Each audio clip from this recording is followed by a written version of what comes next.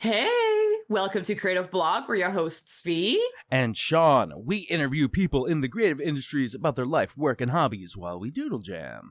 We asked people on our social medias if they had specific topics they wanted us to discuss, as well as some drawing prompts. Today, we are blessed to be in the presence of JOEL TRUSSEL. Ooh. Hey guys. Blessings. So blessed. Blessings. So blessed. Oh, gesundheit. Namaste. Joel, I'm so excited to have you on for many reasons. First is that you've ran a couple of shows, and the second reason is the way you got in the industry. I think you have a really interesting career that led you up to this point. Thanks. Yeah. I mean, it was a twisty path. That's do I start drawing now? Is that what I ought to do? Should I be drawing? Yeah, I you draw can right talk, now. You can Okay. draw. You can do whatever you want. Okay, fantastic. Was there a key event that sort of put you on the path of making cartoons? Was cartoons always the thing, or?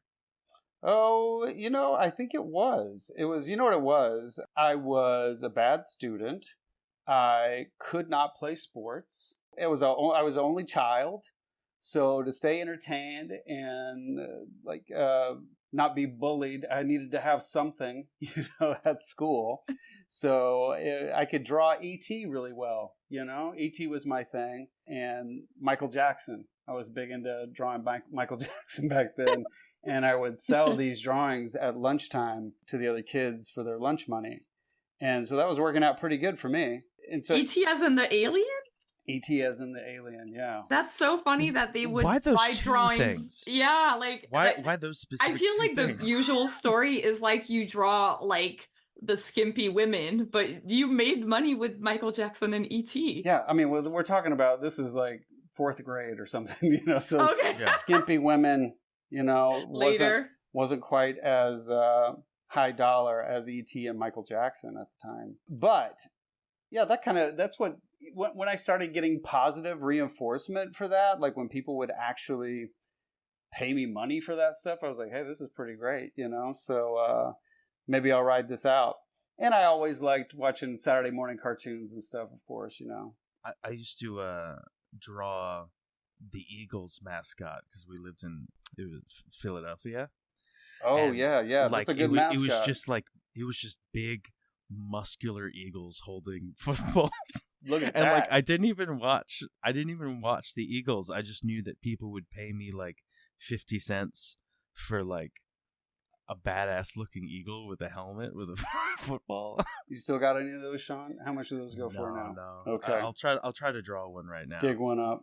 Yeah, right? But I mean, that kind of positive reinforcement makes you go like, hey, maybe this is a thing for me, Making the basketball team isn't working out so great, so yeah. But yeah, I think that was sort of the beginning, and I was just in Tennessee, so there wasn't a real crowd for making cartoons there or anything, but people liked seeing the funny drawings, so that kind of started me up. But then I think I started being interested in maybe I can make a career out of this, and I had no idea how to do it, and neither did anybody else in the region. So, all right, well, I got to go to college.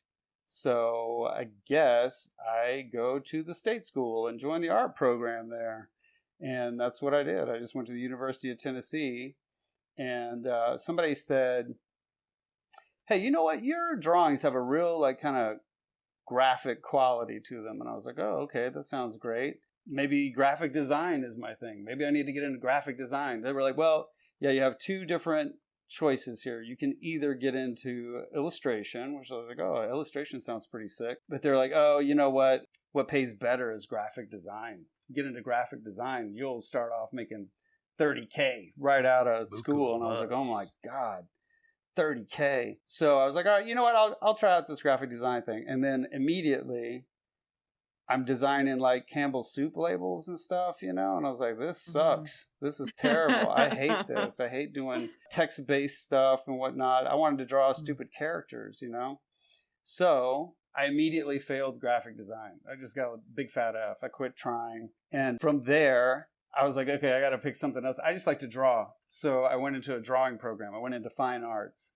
And I knew it was a mistake, like staying at that school, but I didn't know where else to go. Like I had no compass for like, I knew nothing about Cal Arts. I knew nothing about Ringling or SCAD, any of that stuff. So I was just like, I guess I'll just ride this out. And so when I would take my drawing classes, what I ended up doing was turning in films. I would just turn in like little animated films. And the nice thing about that was nobody there knew how to give me any kind of feedback. They were just like, oh, I don't know, it's pretty cool, I guess, you know.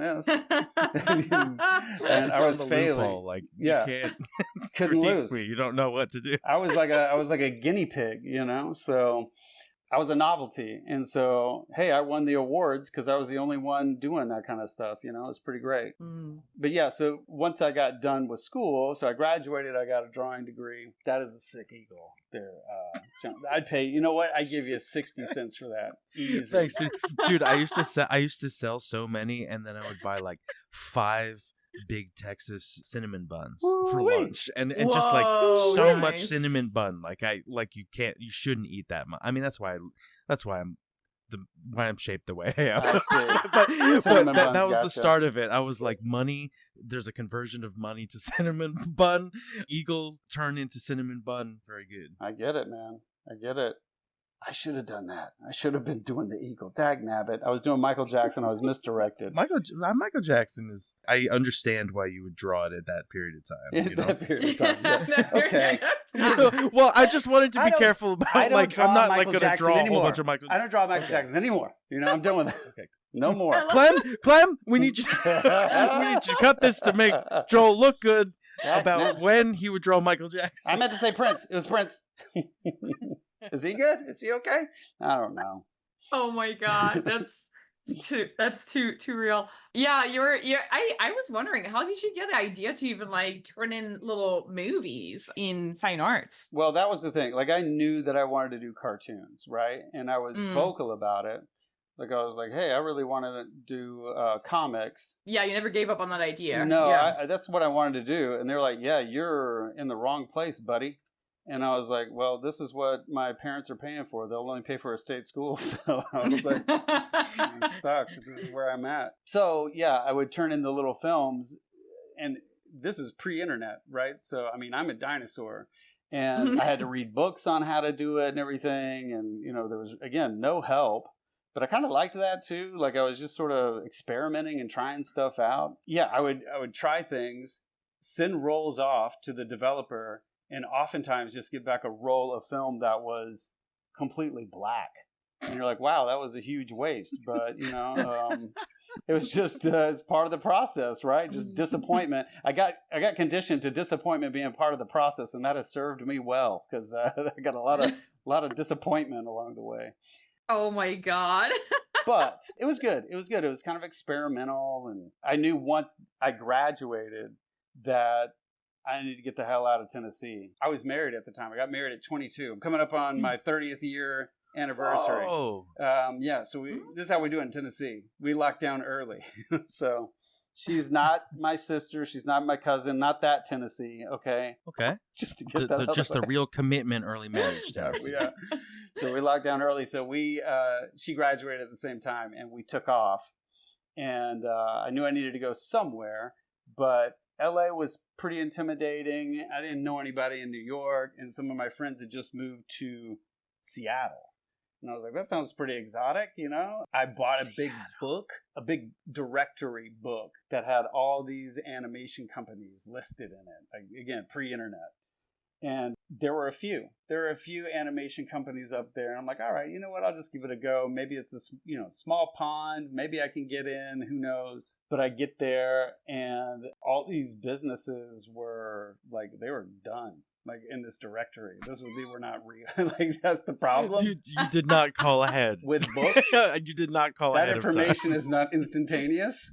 This is back when, Lord, what was it? I was reading Animation Magazine. I mean, which is still around, right? But Animation Magazine, I think, was the one selling this directory. And it was like, I mean, for Seattle, it was garbage, you know? So, but luckily there were still a few around. They just didn't happen to be in the directory. And it took me a hot minute, really, to figure out how to get into these studios, but because they were all internet stuff. And I hadn't learned any program or anything at state school. It was all traditional. We were shooting stuff with like, you were used to looking at black film. Looking at black film, which is like, it's conceptual, but it's still art. You know what I mean? You're like, whoa, 100% of the time this gets finished? Yes. You get to see it. Okay, What? I guess. If that's what you guys do, whatever. It's not how we do it in Tennessee, but... So yeah, I basically, when I got up there, I just asked to volunteer at all of these studios. I was like, Oh, listen. wow. I was like, listen, I'll just work here for free because I'm working shit jobs otherwise. I went to a place that was called Seattle Film Works because I was like, oh, I want to be in the film industry. So Seattle Film Works seems like a really great place to be. It wasn't. It was a photography studio. Like they developed film. It was a scam place. It was a place that they sell you these little canisters of film and on the cheap. And you're like, oh my gosh, this is amazing. This is so great. But then when you want to get them developed, it's like astronomical to get these things developed because they have a proprietary formula that you got to get into and stuff. So, yeah, anyway. This reminds me of that feeling that you get when, like, you get all excited to go out and eat at a restaurant, but you didn't call ahead, and they have no space, or like they're closed that day, or they close down. But this is with like life decisions. This is life decisions. this is with like I moved Yeah, my whole life here. That's the thing. And then just like I probably ruined everything, but that's fine. It's no big deal. Back to square one. Who cares? You know. I don't know if you guys have ever read that book, The Art of Not Giving a Fuck. Do you know this? You ever heard of this book before? I did hear. I think I have it as an audiobook, and I still haven't like listened to it. you're But not giving a fuck enough. is it called The Subtle Art of Not Giving a Fuck? Here's the thing. I actually haven't read it, but I know the title. I think that's the title. And I feel like I'm the Picasso of that. Just like, if that, some people work in oils, some people work on jam boards and that kind of stuff. I mostly work in Not Giving a Fuck. So that's that's why I just moved to Seattle. And I'm like, I don't know. Let's just go for it, you know? Fuck it. That's so that's like irresponsibly casual. It is very irresponsibly casual. It's kind of how I live my life. Listen, 80% of my decisions, I end up with just, fuck it. It's fine. Getting up in the morning, looking in the mirror, fuck it. It's fine. But, okay, I don't know if that's okay for me to bring up, but I do remember you do have migraines. So I think you're just casual on the outside. Yeah, you might be right. I think that's an eyesight thing, to be honest with you. I think the migraines is me just squinting at stuff, you know? Oh, you think? I don't know. I don't know. What am I, a scientist over here? I don't know what I'm doing. What is he, a self-psychologist, an auto-psychologist? I just bring up the migraines because I feel like migraine folks, we're tight somehow because we're like, we get it, you know? Like, I feel like when somebody else is like, I have migraines, I'm like, you're on my good side. I mean, have you ever, it's like a chicken and the egg thing. Have you ever thought that maybe the migraines are why you don't give a fuck about the other stuff? Because it's like, listen, I'm busy, buddy. I'm dealing with myself. I think you may be right. I think we just had a breakthrough. This is amazing. Thank you, Sean. My God. Yeah, wait, when did you start getting migraines? Now this is an episode about migraines. I'm sorry. Boy, when did I start getting migraines? That's a great question. I mean, I think I've had them like since I was in high school. You know, they would be debilitating, like just like doing cold packs and all that stuff. Dark room, can't move, that kind of deal. But because it started for me in like my 20s, and I always thought the only way I made sense of it was like, well, it's probably because that's when I was in college and I started getting really stressed out. I feel like you were stressed out in high school, but not as much as when you're in college. I don't know. That's the only thing I can. Yeah. Anyway, we can move on from this topic. Yeah, well, I don't know. I haven't talked about this on the podcast yet, I don't think. Recently, I realized that when I furrow my brow at all, there is a series of lumps on my forehead that form the word you. Oh. And I feel like it's probably from frowning so much. Oh. Like just from like just like stress just over the years, just frowning, but it has you got a little U. There's like there's a YOU at the top of my head. Huh. And I don't know whether it's like a ghost trying to tell me something. I think it is. I think it's sort of your Harry Potter mark kind of thing, but you kind of grew into your Harry Potter mark. Is that it?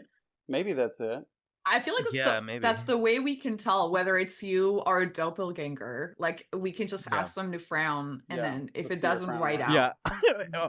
On their forehead it says not me. No. And so Yeah. you're like, you're a fake. You're the fake. Get him, shoot him Get dead.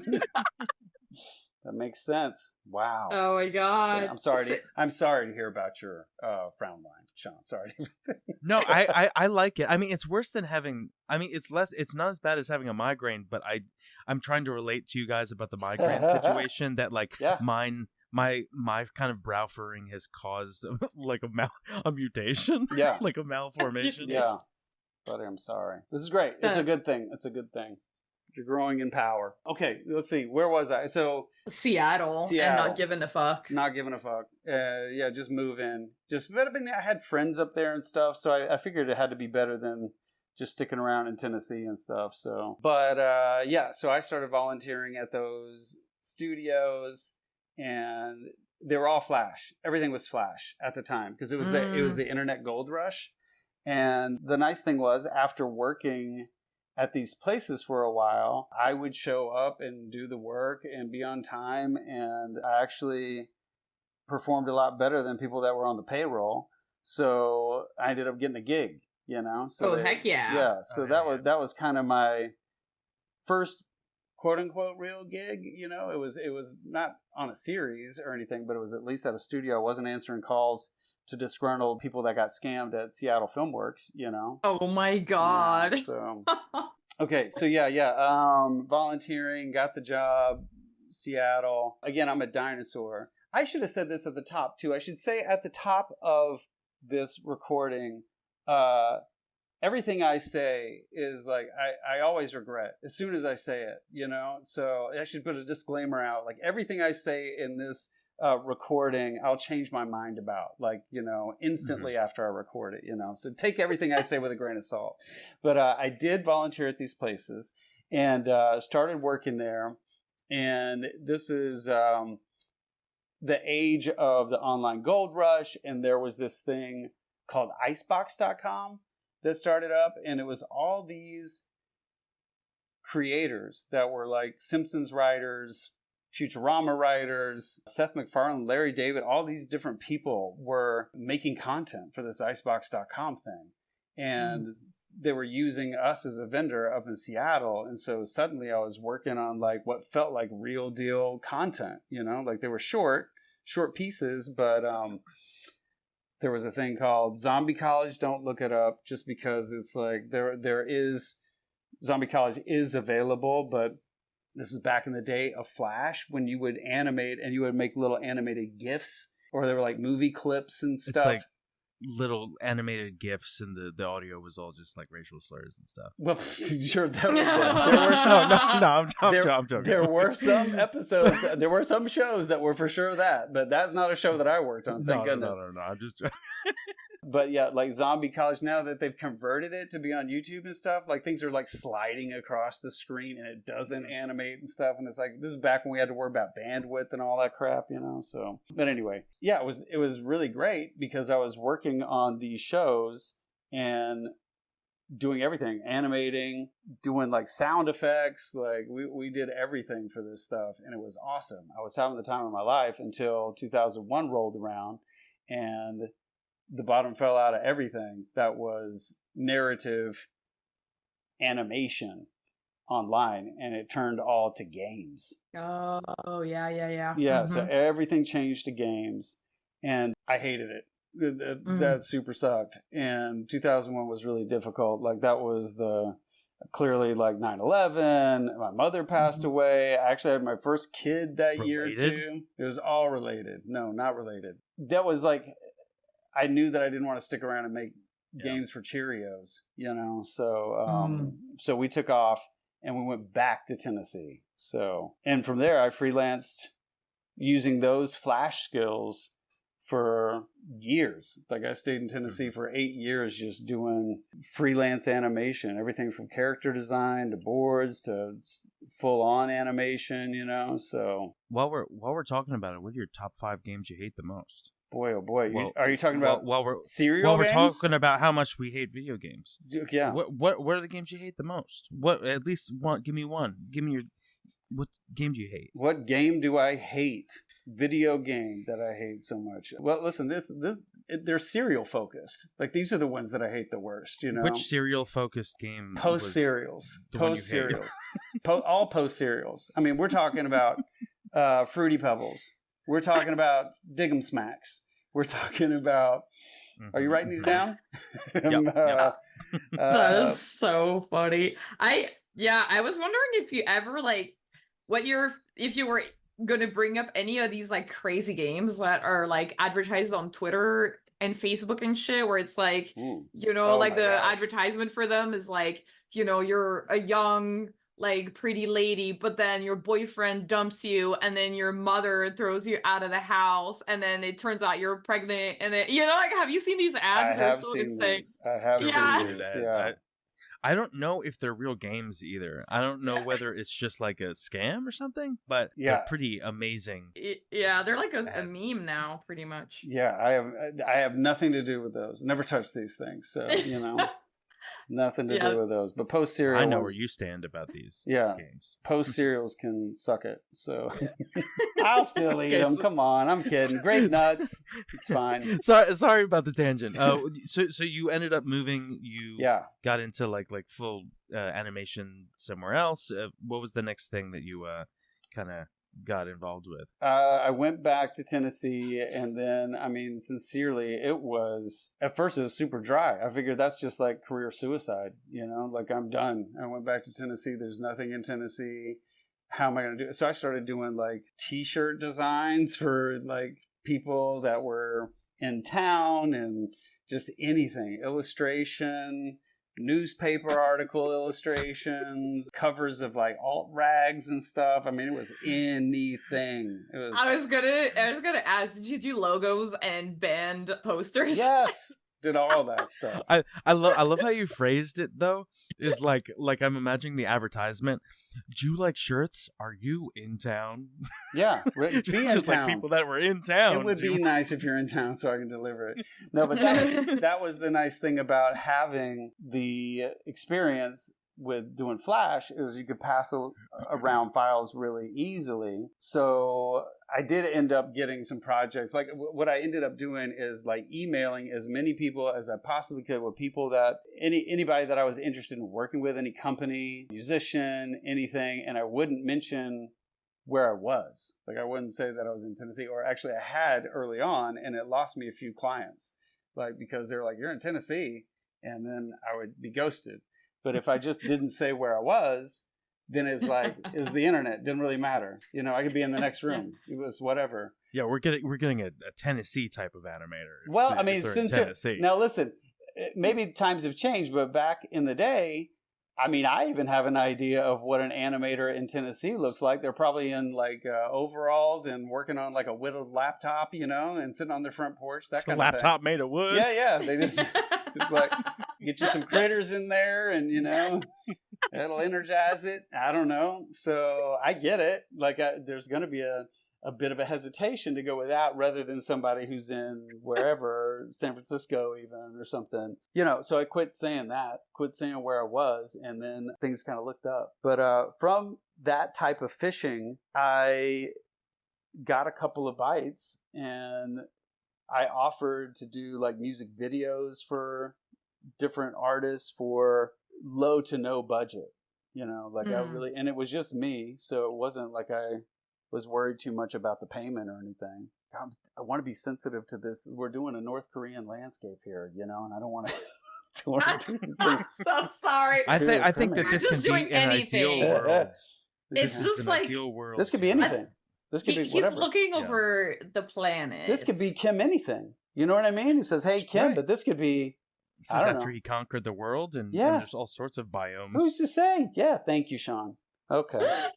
All right, well, then I'll put some other stuff in there. Here, I'm going to draw another pickle just because pickle's so easy to draw, So, yeah, I ended up doing some music videos. Yeah, I saw you did a music video for Morkiba, and like they're huge. They're huge. I mean, and I was very lucky to get them. Like, I mean, it was a long path to get there, actually. Like, so what I did is I just like hit up some musicians that I knew were a little more accessible, and kind of they already had a following, but it wasn't massive, you know. And I figured they're gonna need to have some sort of like music video.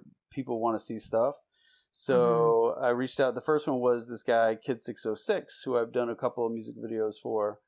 And yeah, he was really generous and was like, yeah, hey, I want you to do a music video. And I also want you to do like some album artwork and stuff. I was like, yeah, sure. As long as it's paying, sounds great.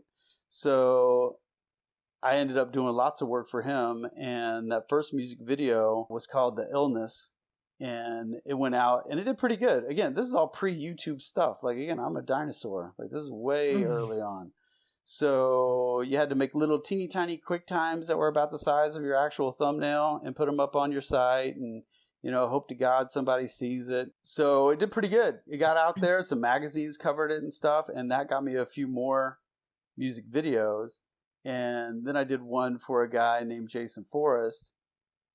And that was called War Photographer, and that one kind of sort of pre-YouTube went viral. Like it really popped off, you know. So I remember it was just my little site, and I only had so much bandwidth. But in one day I had like 75,000 like not followers but like views, and usually I'd get like 20 or something, you know. So it went nuts, and that really spread like wildfire for me. And that is so crazy. Yeah. That's awesome. Yeah, like I mean at the time, I guess people were like sharing stuff through email and stuff, so it must have like spread that way. It was blogs. Blogs was the thing. So, and it was soon after YouTube did become a thing. So, I mean, people posted it up there and it kind of caught on there too or whatever. But that kept me fed for a long time. Like that got a lot of attention. So I don't know where this pickle's coming from. He's coming up from behind the trees. Maybe he's already been like cut in half or something, but I'm not sure. I like how big he is in comparison. I know, right? That's what I'm saying. Like I thought he was coming over the horizon, pickle. but then our horizon changed, so maybe he's just like sliced. There's a hole in the ground. Yeah. That's the thing. But we're gonna draw a mountain behind him, so it's kind of like sort of. Yeah, I can help draw some like he's exploding. Yeah, that's the thing. He ground. came from the center of the earth. I think that's so smart to like the music video thing, because I remember like back in the day, I went to like a production workshop. And they had a guest at the workshop, Dash Shaw, who's a comic artist who wanted to do feature animation. But because he had never done any kind of animation professionally, none of the investors wanted to like lend money or anything, because they're like, well, we haven't seen you do anything yet in like the animation format. And he ended up doing a music video for Sigur Rós, who's pretty big too. Yeah, absolutely. Yeah. And then like that opened up a lot of doors, and I was like, that's so interesting and cool. And it's cool to hear that like that was also what kind of like really started your animation career, I guess. To me it did. Yeah. I mean I was already doing like that those little series and stuff or whatever, but it didn't really feel like I had much ownership over that stuff. So me doing the music videos, at the end of the music video, it was my name, you know. I was like, oh, okay, so JOEL TRUSSEL did this. And I mean I hired my friends to help too, but it would be more like I had a stamp on that a bit. So yeah, that really kind of created a lot more opportunities for me to do more animation stuff. So that's when like Gabba Gabba called me up to do some shorts, and I was like, yeah, I'll do a short. I'd like to do as many shorts as you possibly will give me, you know, because again, I was greedy. I just wanted, and I needed work. And so they gave me three. They gave me 3 different ones to do, and we kept cranking them out. I ended up doing like maybe 6 for Gabba Gabba. Were you doing animation or Yeah. Or the whole thing, like directing and everything? Everything. I did it all. I mean, that was just, they were shorts, right? So some were like music things, other things were like story time or whatever. But Gabba Gabba was very experimental and, you know, allowed me to do, that was the first kind of hybrid thing that I had done where I took a camera to the zoo. And I mean, this was a Nickelodeon show, right? But I'm in Tennessee. And I've never done live action anything, but I asked them, I was like, do you care if I do some live action stuff? And they were like, I don't know. Yeah, go for it.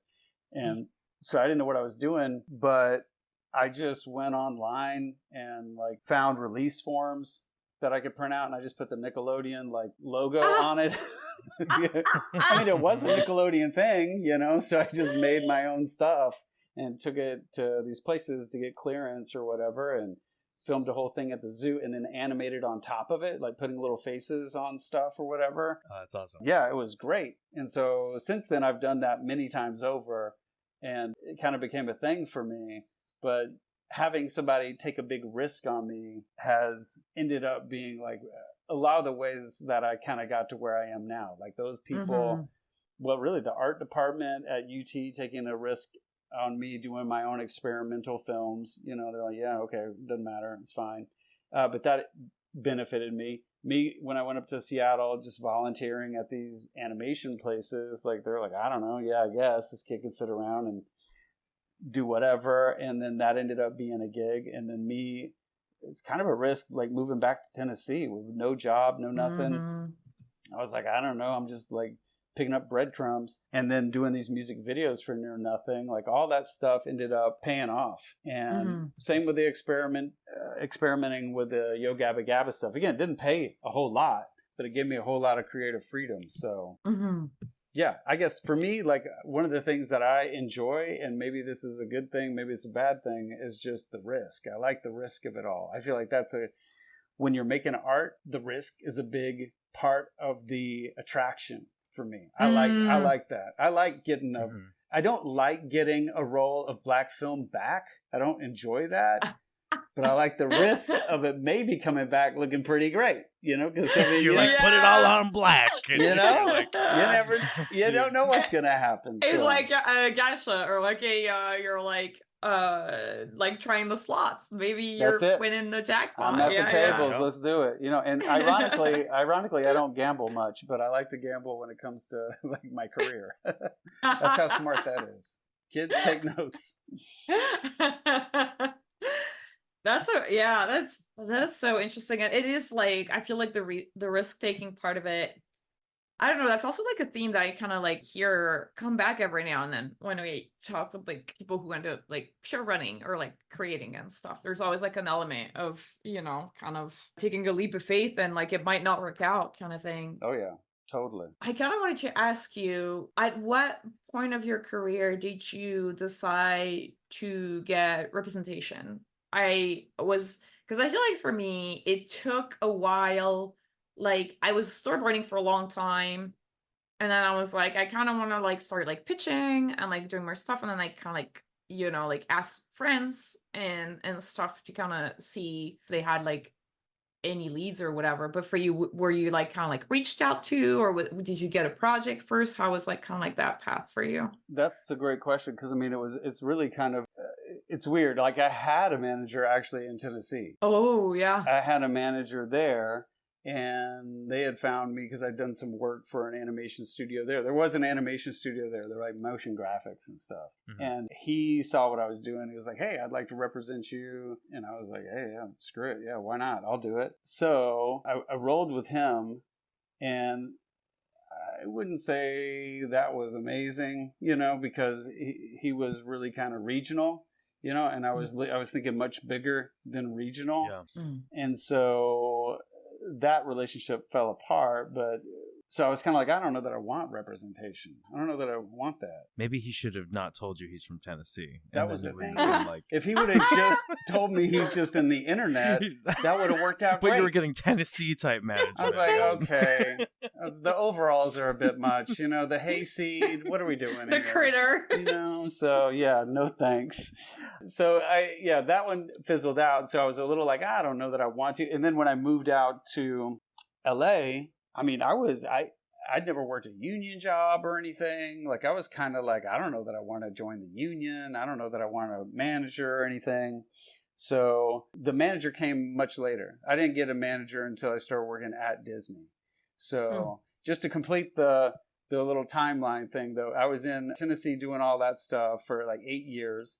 And then we had our second kid, and my wife was like, if we're ever going to move to LA, we need to do it now. And before she finished that sentence, I had the bags packed. I was like, let's go. Let's get out of here. Let's go.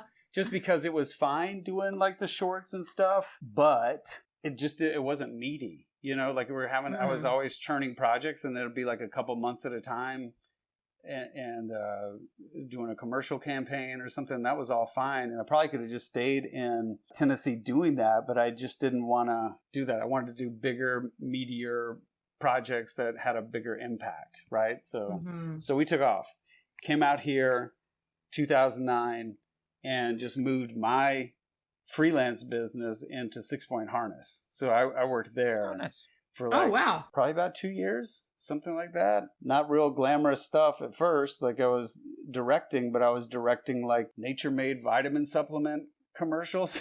like after cereals, Nature Made. Yeah. Well, I mean, at least it wasn't video game. Yeah, that's exactly. the thing. No, I wouldn't stand for it, but vitamin supplements, I learned a lot, you know. How are your LDL levels, you know? I don't even remember what that is, but you better watch out for these LDLs. This is a thing to keep tabs on. So I'm not really contributing much, guys. I'm sorry. I'm just rambling. You're rambling on. This is amazing, though. Are you kidding me? Look at this landscape. My God. It's not necessarily North Korea. Look, here's a Space Needle over here. Maybe it's just a mashup of all types of stuff. You know? Oh, you know what? I'll write, instead of Hollywood, there's a North Korea sign on this hilltop. Yeah. Oh my God. This is, it could be anything. This is not on top of this hillside over here. This is in the background. This Space Needle, way back in the back, not to scale. No, yeah. Like so you were at 6-Point Harness, and you were directing mostly commercials. And how did you because you ended up directing Electric City over there, right?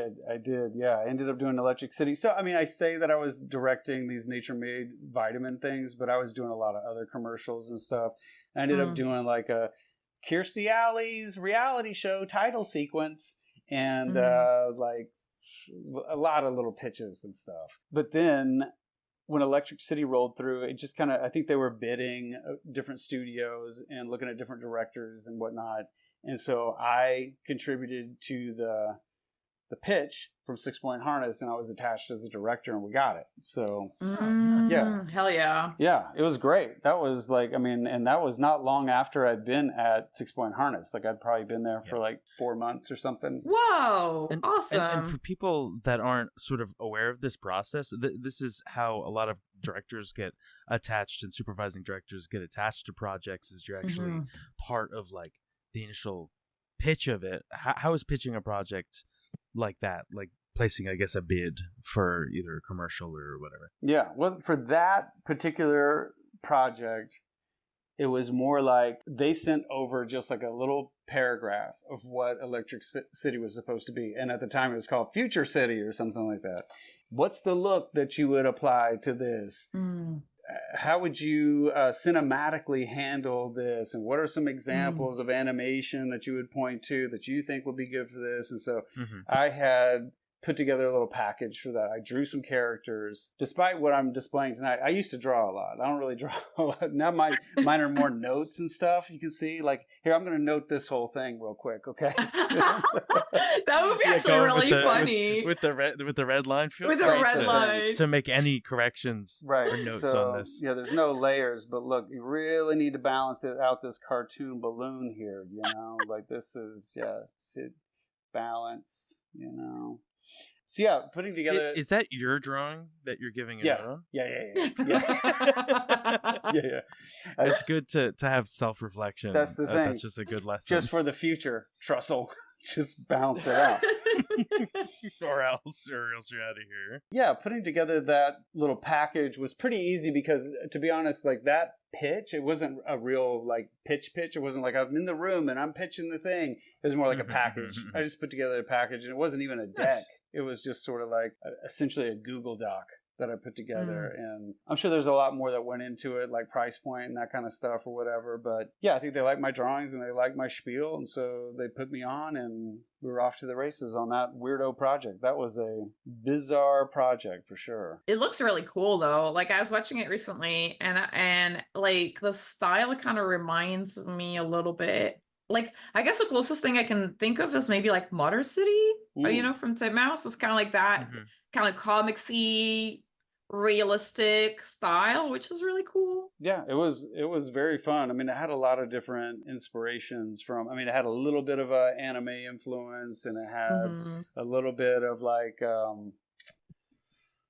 Oh God, we were pointing at a graphic novel at the time, and I don't recall what it was, but it was a cool process to come up with the look, and Tom was super involved. It was Tom Hanks's like baby, he had written it. He wrote it on a typewriter and would come down to the studio and just hang out, and it was very bizarre. You're on a first name basis with Tom. Yeah, you were like, oh yeah, Tom. That's just what we called him at the time. I'm sure he wouldn't even. I'd have to go through a lot of layers to get him to remember me. But Mr. Hanks, if you'll recall, back in the day, this Electric City thing, remember me and you hanging out? We used to have meetings together and stuff.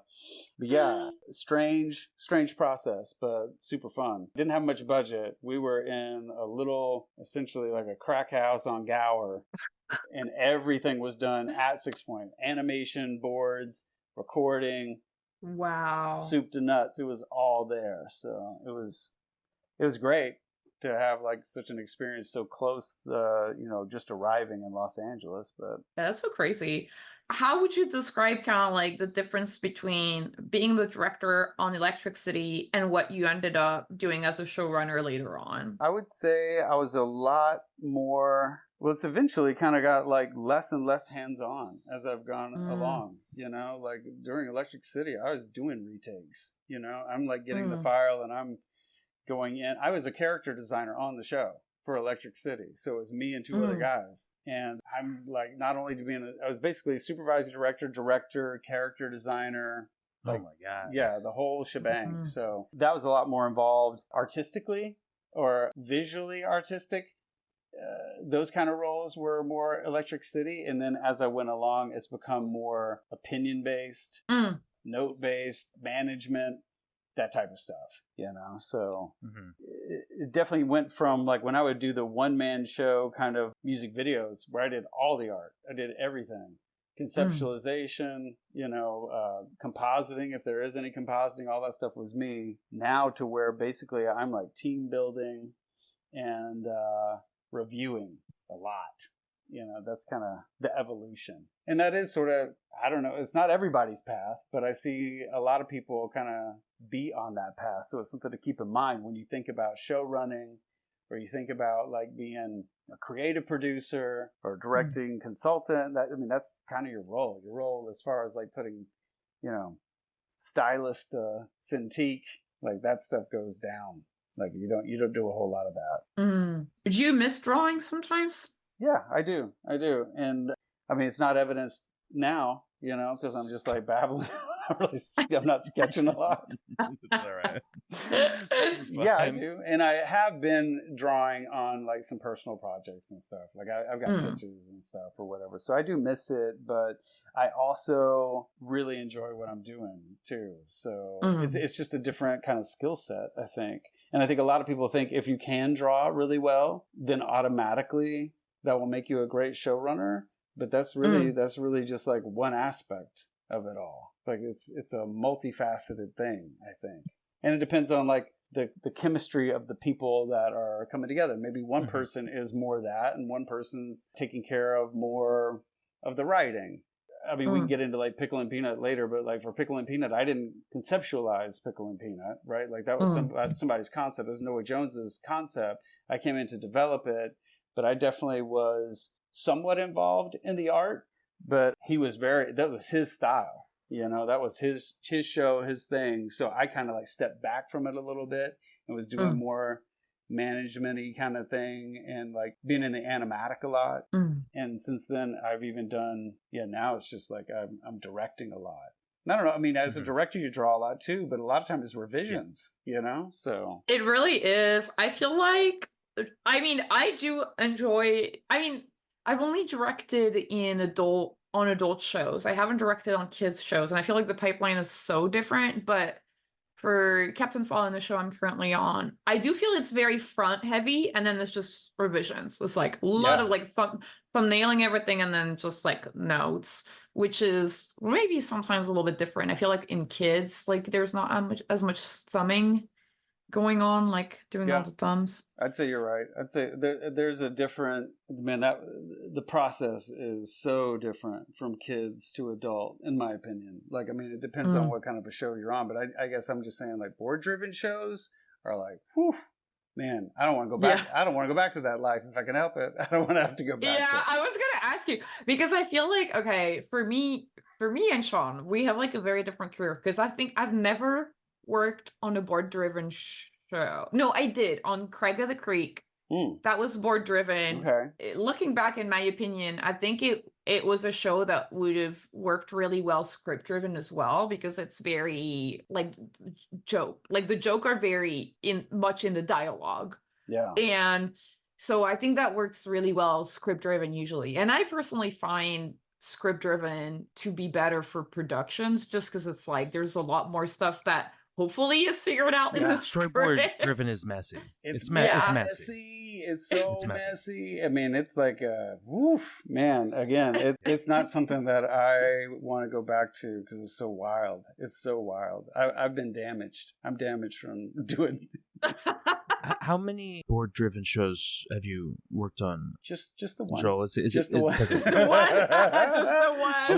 I was just curious if there were other ones. No, but it was, we did so many episodes. It was 2 episodes, full seasons. Like we got like the front 15 and the back whatever. I don't know. We did a whole bunch of these things. So yeah, it took its toll. That was really difficult. But God bless. I mean, hey, listen, I love the stuff that we got done. That was amazing. But man, I would be so neurotic working there. It was difficult because so much of the stuff would just change in the animatic. We would just like change things on the fly.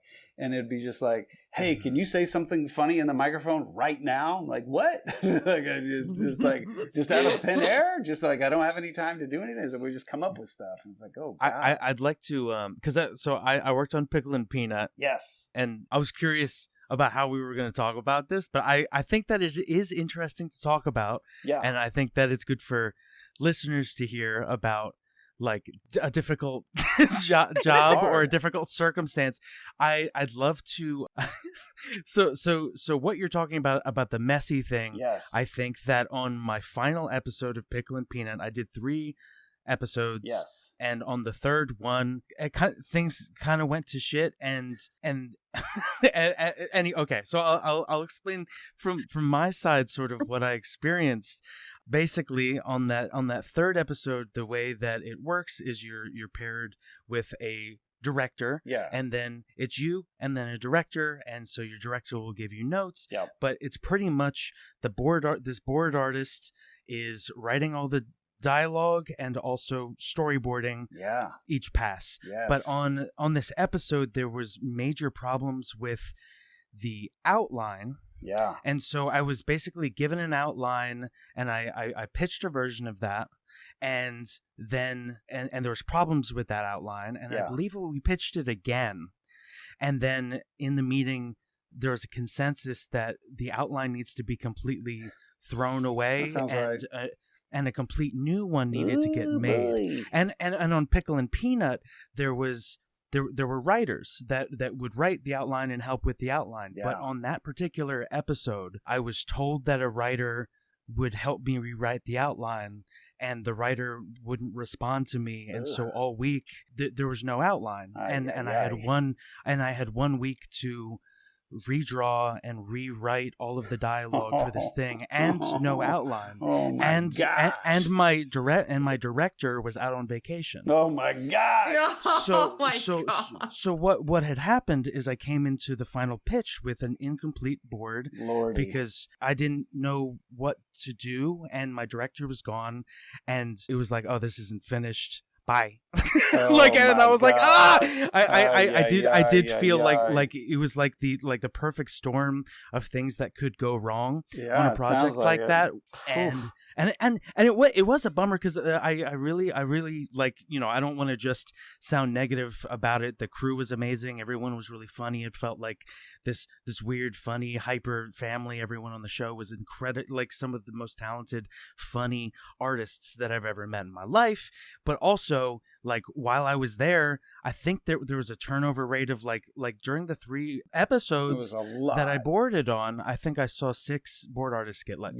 Yeah. And I was like, man, it was this is brutal. Situation. And people, you know, were kind of on edge, like, because the way that board artists were brought on, it was sort of like kind of like a freelance thing where you had like 3 boards before you guys decided to bring someone on. So what would end up happening is you would finish your board and then you wouldn't know whether you still had a job until that week, and then they'd say either you're fired or you're here. So people were just scared.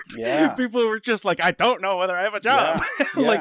So that's sort of like, that was my experience with it was a tough production. I mean, the thing was, on Pickle and Peanut, we were lucky to be in the building, right? The whole thing was just like, we were given no graces. Like, there was no generosity or deadlines being extended or anything like that. It was just like, you guys are not even the brand. Like, and I knew that going into the place. I'm like, what am I doing in this building? This is crazy. Like, do you guys know who you invited in here? Fine. Yeah, I'll make a mess of stuff. Let's go.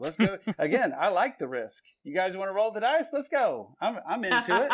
So yeah, because wasn't it a whole thing where like the exec that green lit Pickle and Peanut? When did the turnover happen of him not being with the company anymore and the show being, because I remember there was like a little bit of like something like that where like Disney was trying to compete with Cartoon Network or something.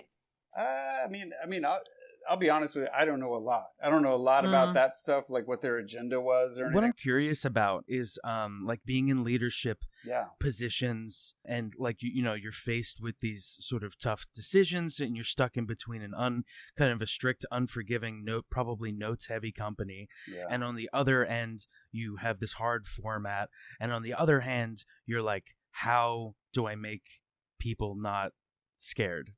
And so and I'm curious about like through your process of being in leadership on shows, are there certain things that you've learned on different shows or would do differently, or like what are some lessons maybe that you learned going through these experiences? Oh, you know? Man, each production has such a learning curve. Like it's really like, you'll find out if you get into leadership positions, a big part of your job is just trying to make sure everybody's okay.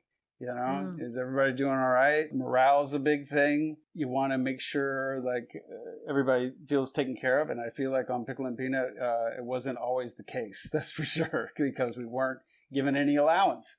We nobody cared about us, you know, so we were under the gun all the time. And so that has definitely been a priority for me.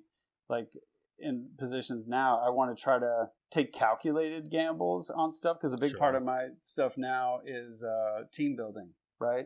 Like I have to try to figure out like who's going to be a good fit for this show. And it's not like I want to stack the deck so much that you can't create opportunities for new people, but I also want to make sure like there's chemistry between the people that are coming in, and we can get the job done and all that kind of stuff. Whereas the Pickle and Peanut was just desperation all the time. We need people.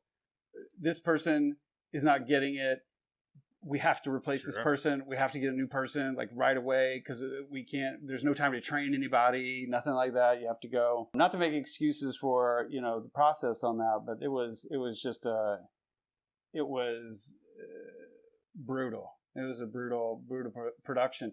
I mean, to be honest, like, despite the brutality of it all, I feel like in a lot of ways we're all having fun too, because it was sort of like, this show is such a weirdo outlier that lives in some dark corner on a thing called Disney XD that nobody knows about. How is this possible? We all have silver passes. We can go to the park. Okay, thanks. That's amazing. So that's one thing I think I learned, was just to be a little more sympathetic. And I also have now lived a little bit more in between the showrunner and supervising director levels. Like I kind of jumped over that in big productions before. I was Sure. kind of thrown from Electric City over into, well, here's a full-blown Disney production.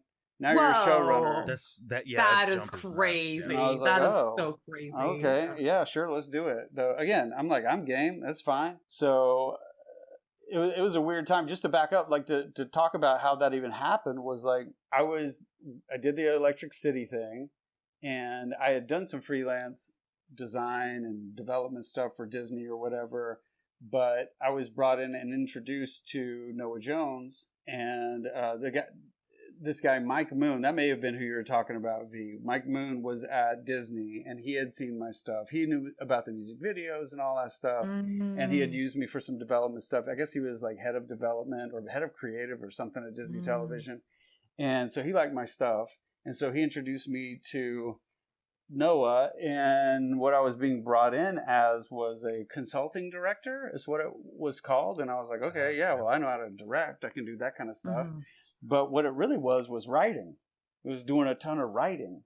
And I was like, oh, that is not, I don't do that. That's not a thing that I do so much, But yeah, let's go for it. Let's try it out. So we ended up developing Pickle and Peanut, and along the way, there were some other projects that came in, and they had also heard that I was there, and they wanted me to do the consulting directing for them.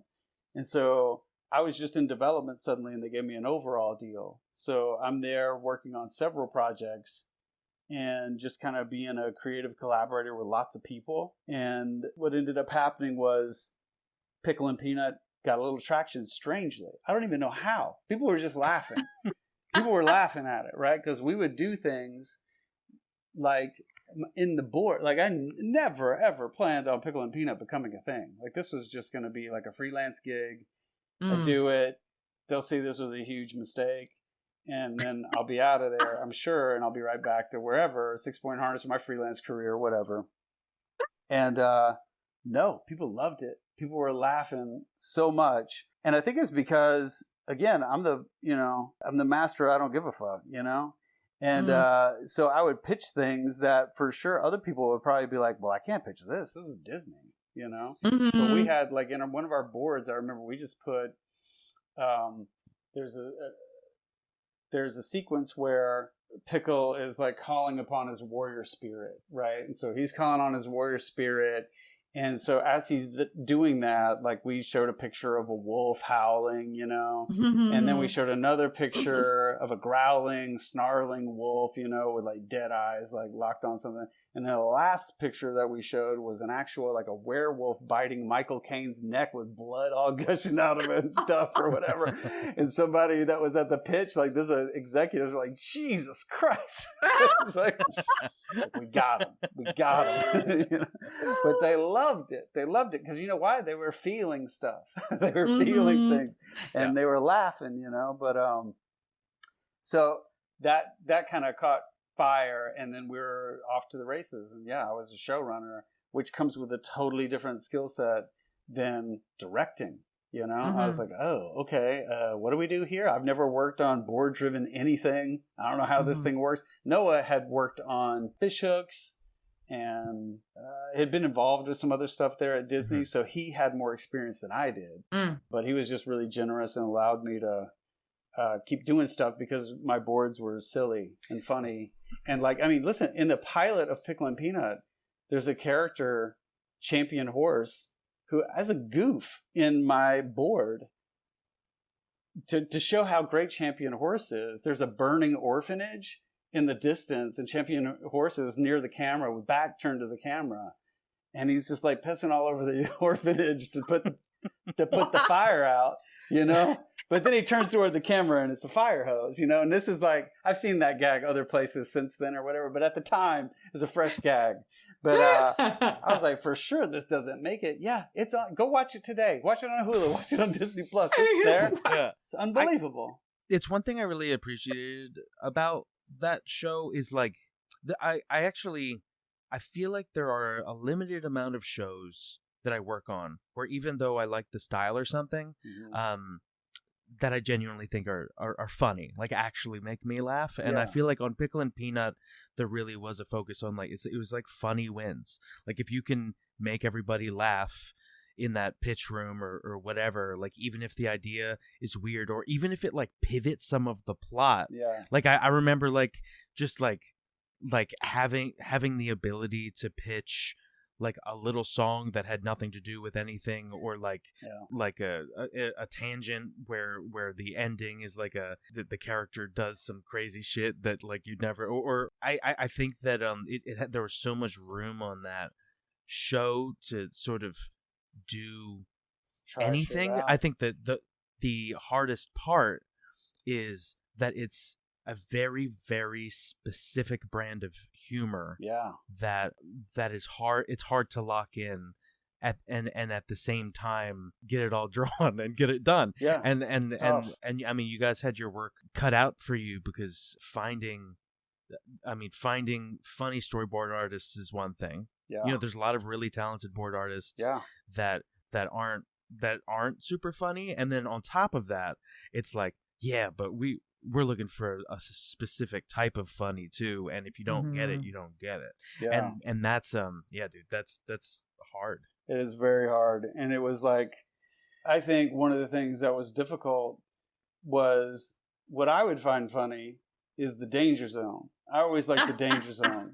I liked operating in the areas that are going to make Disney go, what are we doing here? You know? And so I think a lot of board artists that would come in were like, well, this is hallowed ground. This is sacred ground. We can't do this. We're standing on the shoulders of legends. And I'm like, right. Who are we talking about? We're fine. We're just going to mess around. We're going to do some stuff. So like, for instance, one thing that I really loved was we'd do these Christmas specials every year.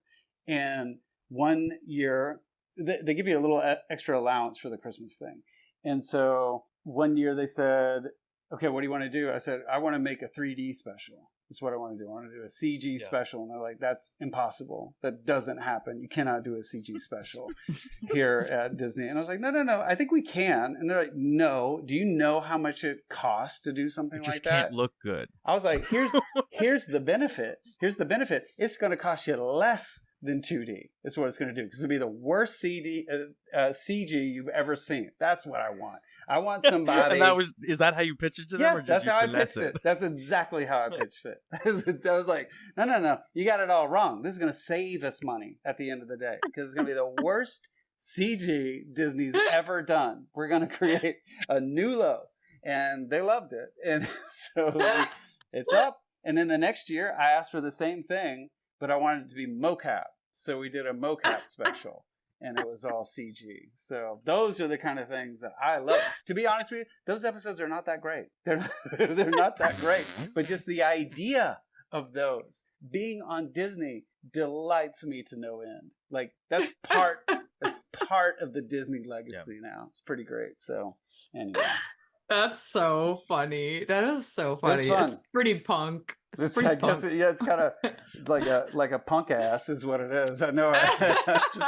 just a troll. Just a troll. What was one of your favorite characters that came out of a gag that originally wasn't like meant to be? Oh yeah, well, like in a plot.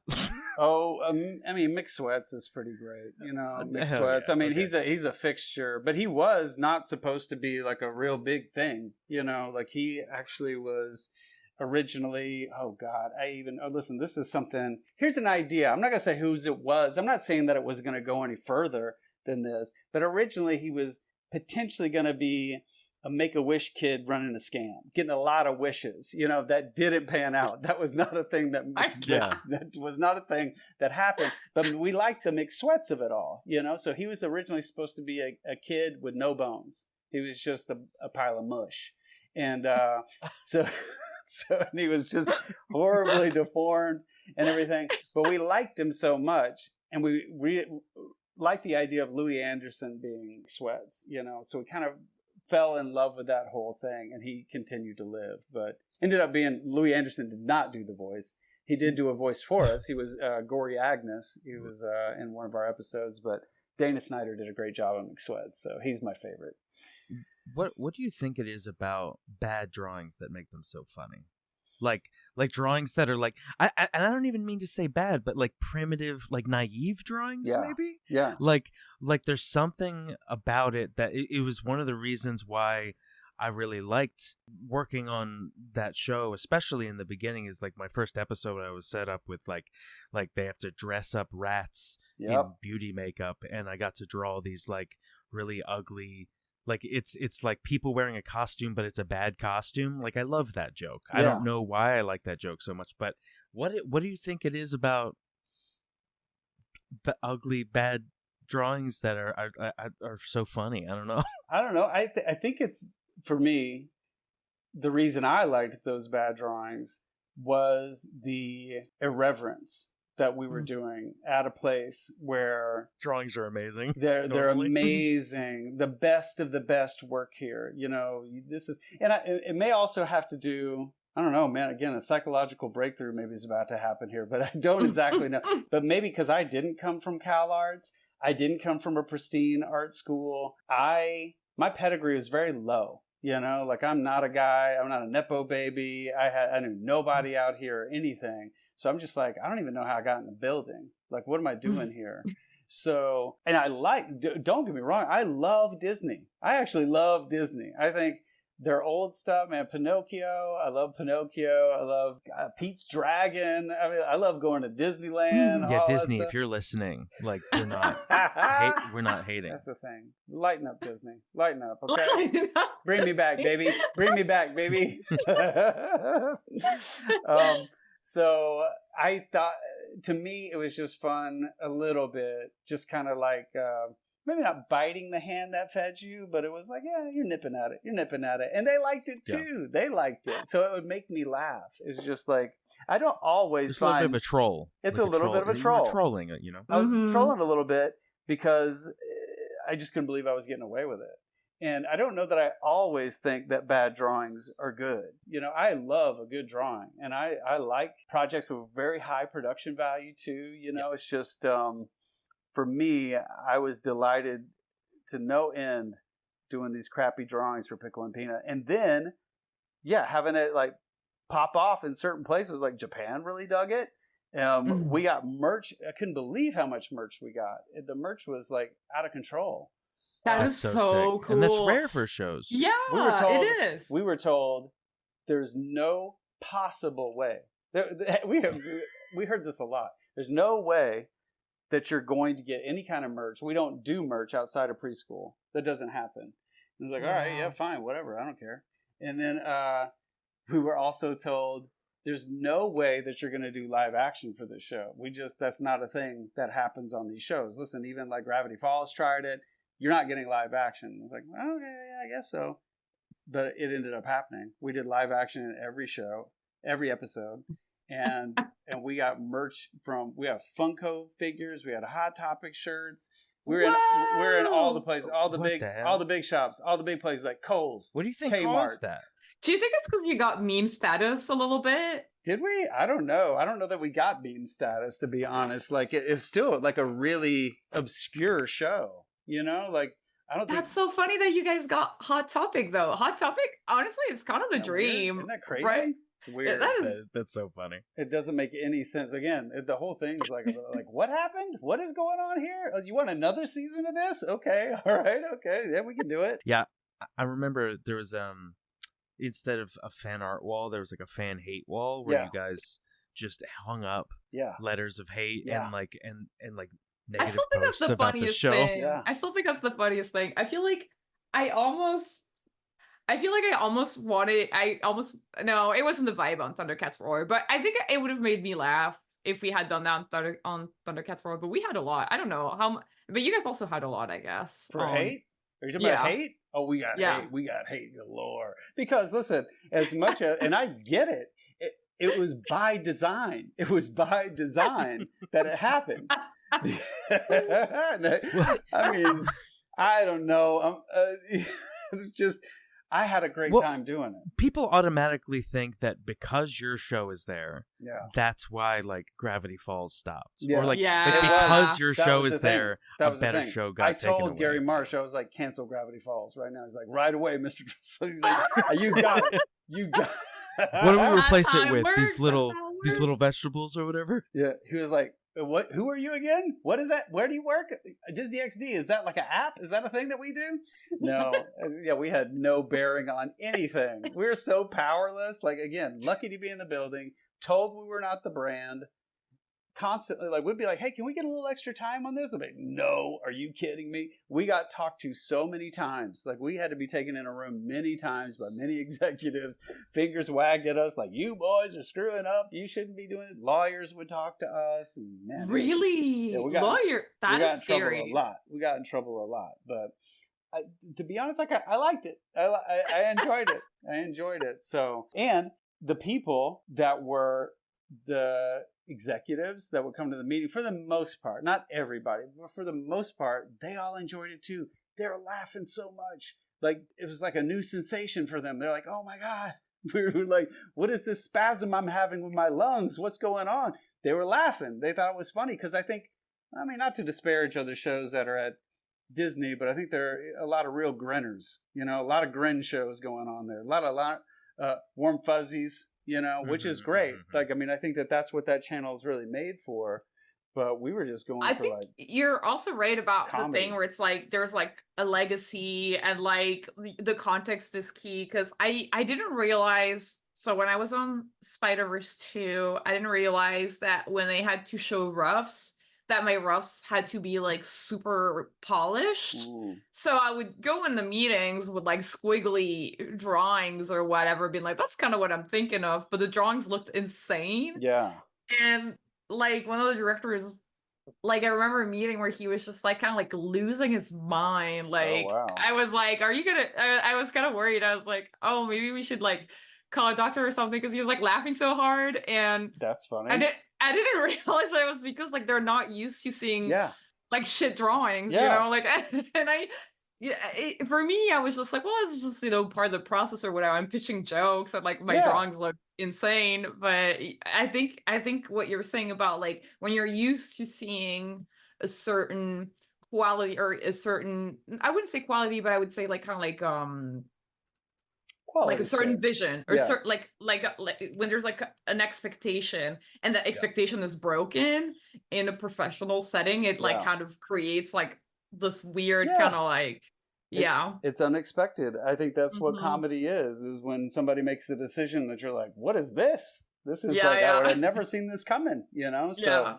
so we liked doing that quite a bit. But you know, we were still trying to make like a show that would entertain the audience. You know, it wasn't just like a total fuck around. It was like, Sure. you know, we were trying to do something that still had like storytelling in it. Like everybody's like, "Oh, it's just random humor." It's like, no, there's actually like there was such a there's premium. writers that worked on it. Yeah. There's like making the story cohesive. Yeah. But we would also throw like some kind of really random element into it that fit into the story. But I remember one time like a lot of the live action stuff would kind of come later, or maybe even an animatic. One time we did a whole like Downton Abbey sort of a spoof and stuff, where Pickle is like doing finger puppets on the reflection of a TV, but he's like doing like a Downton Abbey type of thing. And then we went and filmed the whole Downton Abbey scene live action. We're all like in old, I don't know, like fancy clothes and stuff, and wearing like big pickle foam heads and stuff. That was never part of the outline or anything. It's just something we found in the animatic, and it was just like, I don't know, this is weird. Let's do this, right? But it still kind of fit in with the theme of that particular episode, you know. But I loved finding that kind of stuff. But it was hard. It was really hard because you kind of like, you're just like, I don't know what's gonna pop off on this episode, and real grab bag a lot of times. So, but it was fun. It was a fun process, and I did have a good time. I met a lot of really great people there, and I mean, I'm glad that I worked at Disney. I mean, my kids were at the right age for that too. Like having a silver pass was amazing. I took advantage of every possible discount that they had because I knew it would be short lived. So we like took a cruise. We went to Hawaii. We went to like yeah, because those are deep discounts. If you guys get back into Disney, it's worth like hitting up their discount page. You know? I know, because I was a little bit, I don't know. I think it's okay for me to say on the pod, but like when I took the interview at Marvel, that was like a big selling point for them. They were like, if you work for us at Marvel, you'll get the silver pass and all the Disney discounts. Yeah. And Listen, I'm not the biggest fan of like theme parks. I think theme parks are fine, people, but I'm just like, I would rather be home than be at a theme park. Absolutely. And if I didn't have kids, like it wouldn't have been that big of a deal to me. But man, when you go with your kids, and I kind of went in there, I'd been to Disney World when I was like very young, being in Tennessee or whatever. But then coming out here to Los Angeles, I was like, I should take my kids to Disneyland just to see. This is before I worked at Disney. And so I'll make my obligatory visit with the kids. And this will be the one and done. We're done with it after this. I've done my dad duty. And we went, and I was blown away with my kids. I was like, oh my gosh, what is happening here? And they were loving it. So that kind of puts it in a different perspective, I think, as a parent, But I'm with it. Yeah, I think most people would rather be like, hey, can you just like give me the money? The money would be good. I'll take the money. I need the money. Money's great. Yeah. Look at this. Sean, you really went off. Oh my gosh. This pile up.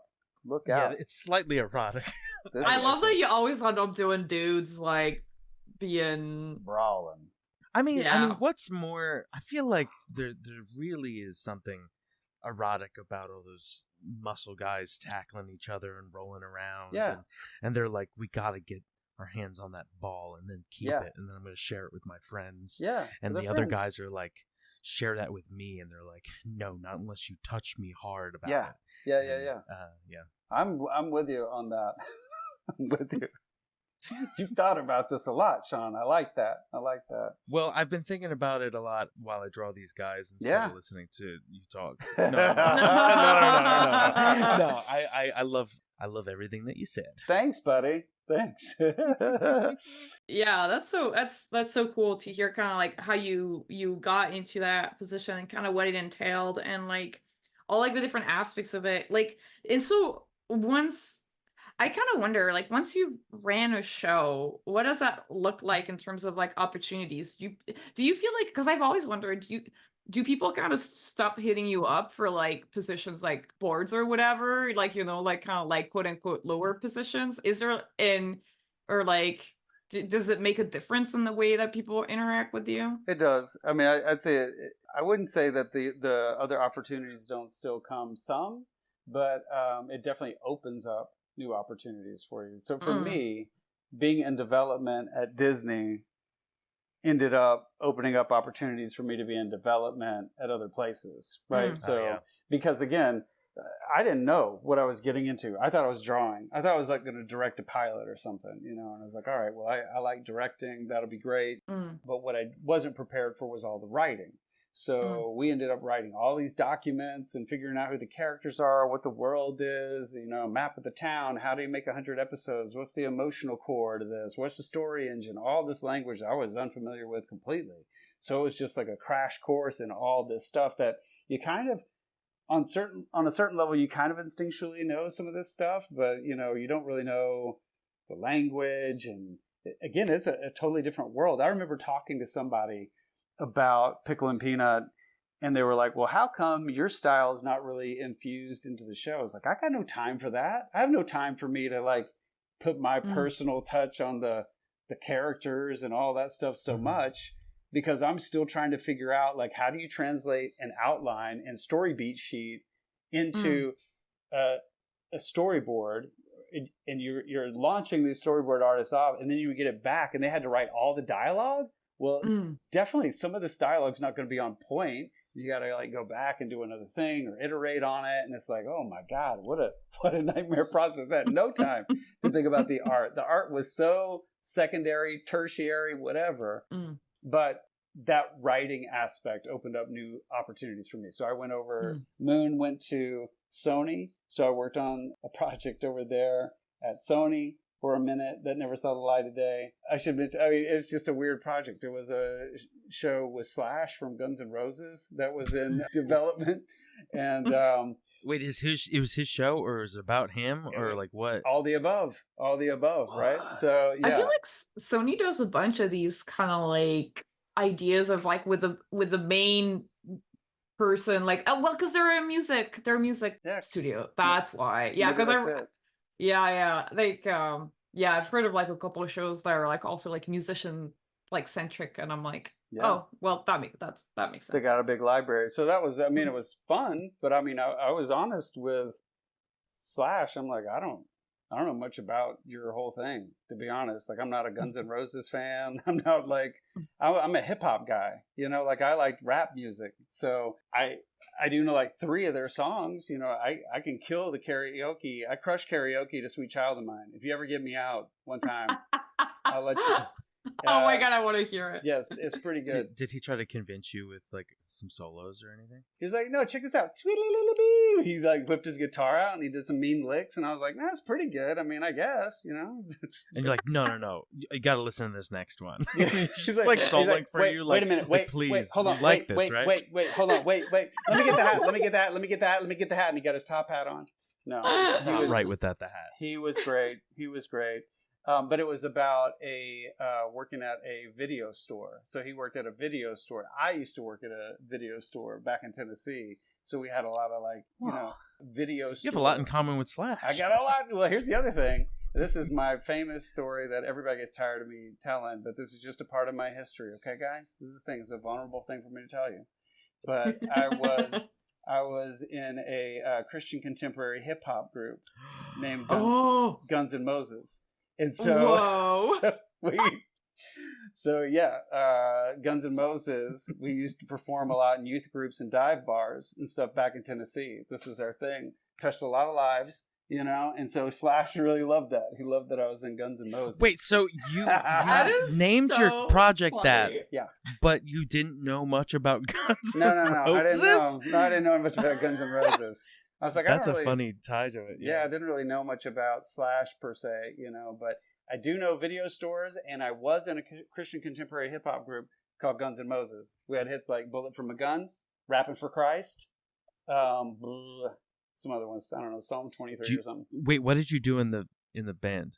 Did you rap? Spitting mad lyrics. And wait, do you remember any of it? Do you remember like one bar? Only God satisfies when it's over and done, and we're out of here like a bullet from a gun. You know what I mean? That was one of our songs, "Bullet from a Gun." So, yeah, that was it. Wow. You can't find this online, Sean. I see you. Are you trying to? Yeah, don't even. Looking. Don't even. Don't try it. I've erased it. It's blowing. You spitting that. Yeah, I know. It's pretty. Is fire. That blowing fire. my mind. Fire. I hope I brought some things to light for you there, Sean. You know what I mean? I hope so. So if we need to talk afterwards, we can. But no, that was so Slash. Like anyway, all that kind of fizzled out because I think the passion was not there to tell Slash's bio at the end of the day. But you know, whatever. Anyway, so it did open up more opportunities. I did Sony, Warner Brothers, and then the Netflix thing came up. So that's where I'm at now. So. That's where I met VEE. I met VEE at Netflix, working on Captain Fall.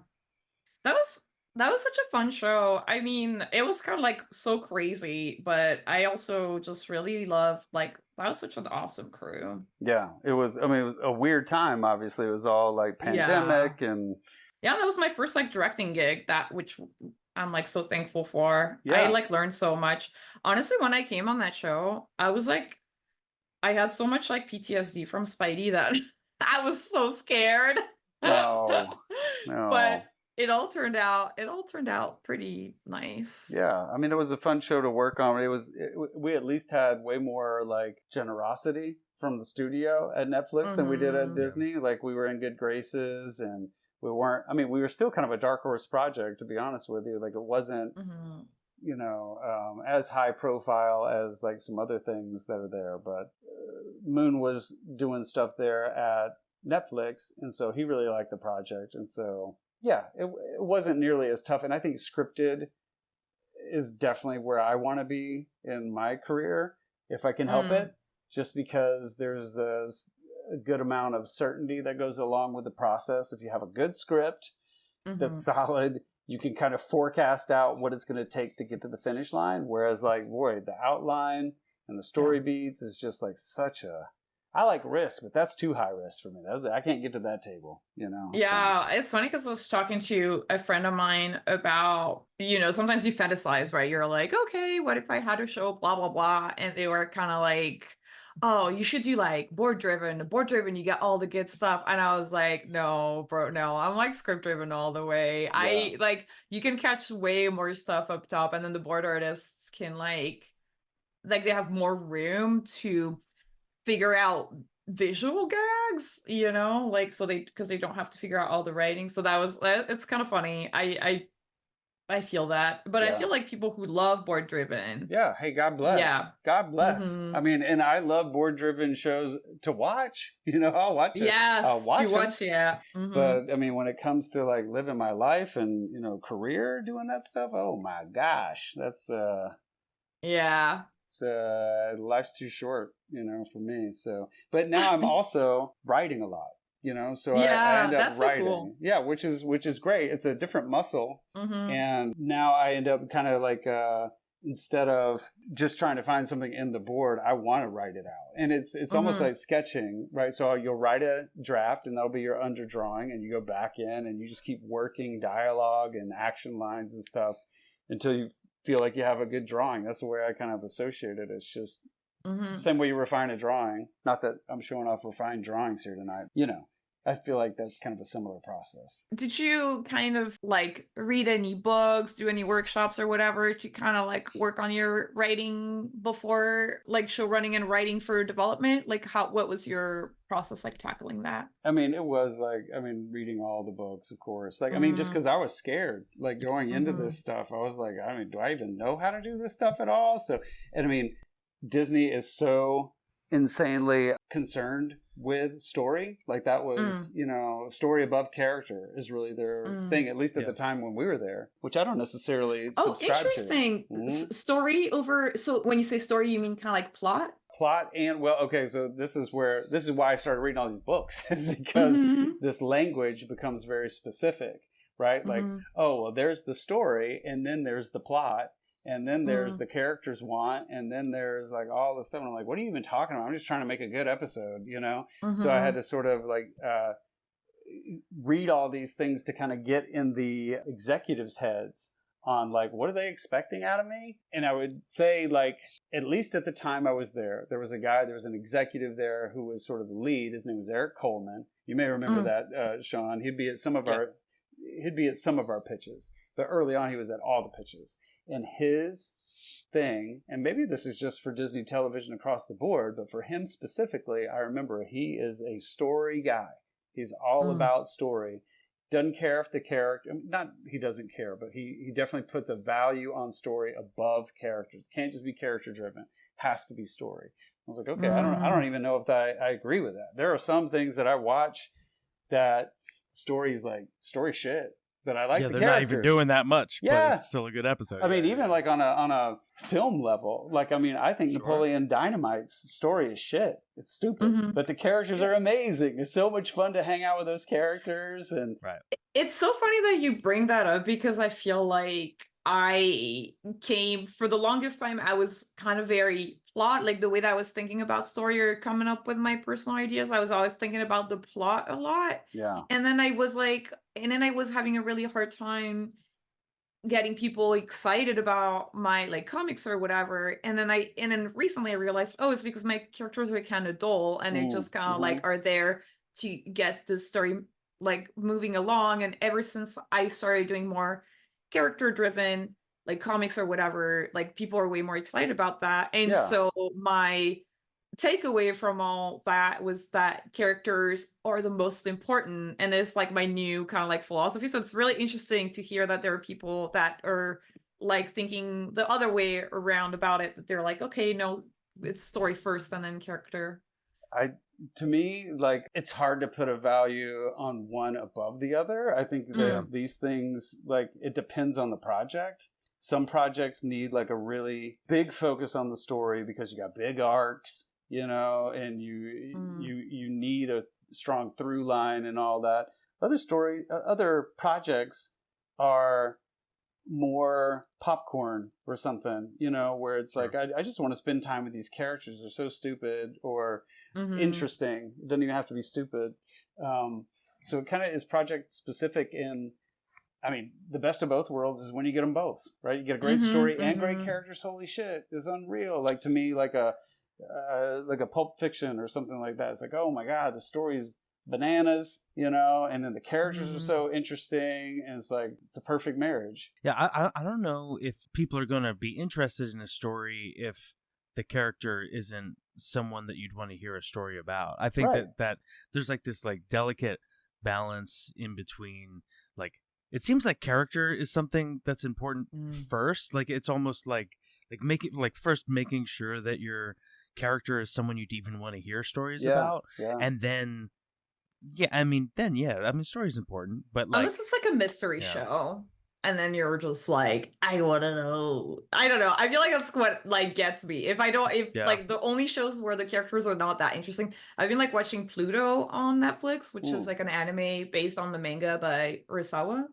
He's one of my favorite mangakas, but all he does are like these kind of like mystery detective type stories, and I was like, I'm so excited to watch it. I love that show, but my boyfriend is like bored to death. He can't be bothered. But at the same time, Sherlock is such an interesting like protagonist. Like, you have this person who's like not super good at some things, or is even like has debilitating whatever in some areas, and then like in other areas he like sees things that no one sees, and there's something I think that's why that show House is interesting, because you have this character who's like fatally flawed but also is like rare, and it makes you like want to watch this guy because only he can do the thing. And so I even with mysteries, I feel like having someone who like you're interested in watching solve the mystery, or at the very least like someone who's sympathetic, that like you'd like I did love House. Want them to, That was one of my favorite. I mean, I wouldn't say it's my favorite show, but it was like one of my one of my favorite comfort shows. Yeah. I really like puzzle shows. Yeah. It's one of those things where I think a balance is what you need to strike right between the story and the characters. Yeah. But at the time, Disney had drank the Kool-Aid on story, but you know, it was also, I think it probably still persists to a degree there. Like, and listen, again, Disney, have me back, baby. I'll come back. It's no big deal. Come on. Didn't we have a good time? But it would get a little bit, not annoying, but just sort of like, okay. Like, everybody there that works at Disney is a storyteller, right? You know, so like you would go to the cafeteria and you're like, hey, can I get some chips to my sandwich? You know? And they felt Let me tell you about these chips. They felt like they were a storyteller. It's like, I just want chips. That's all. That's so Hollywood. Like what you just described. This is so funny. Yeah, you know, it's like, where do you make the magic? Well, I'm scooping chips, you know. And listen, God bless them. I need those chips, you know. So I'm into it, but. Yeah, that's just what Disney does. Disney kind of puts a premium on that. So, and that culture is just a little strange, you know. But again, I'd go back. I'd go back if I had to. I don't want to. for real Disney, if you're listening, right. John Disney. Yeah. If you're listening right now. Yes, exactly. Yeah, but I've been at Netflix now for coming up on 5 years, so been there for a hot minute, and it's been. I mean, I know this is not everybody's story there, because it's been a wild ride there too. But I gotta say, I've had a pretty good run. It's been pretty great for me. That's good. I know, and I hate that so many things have went south there, you know. But yeah, I somehow managed to hide out in the cracks of the walls. So still doing like the development stuff and consulting. Directing some pilots, being able to get into some scripts and stuff with people and whatnot. So, yeah, it hadn't been so bad. That's awesome. How would you describe development? Like, what are the usual steps? Like, I'm asking for people who've never been in development, like, what could you expect of the development process, I guess? Yeah. Well, I mean, it takes on all different forms, right? Like, there's really not one prescriptive way of going about it. It's like, typically, if an idea comes in, it's going to be from somebody that Netflix has faith in.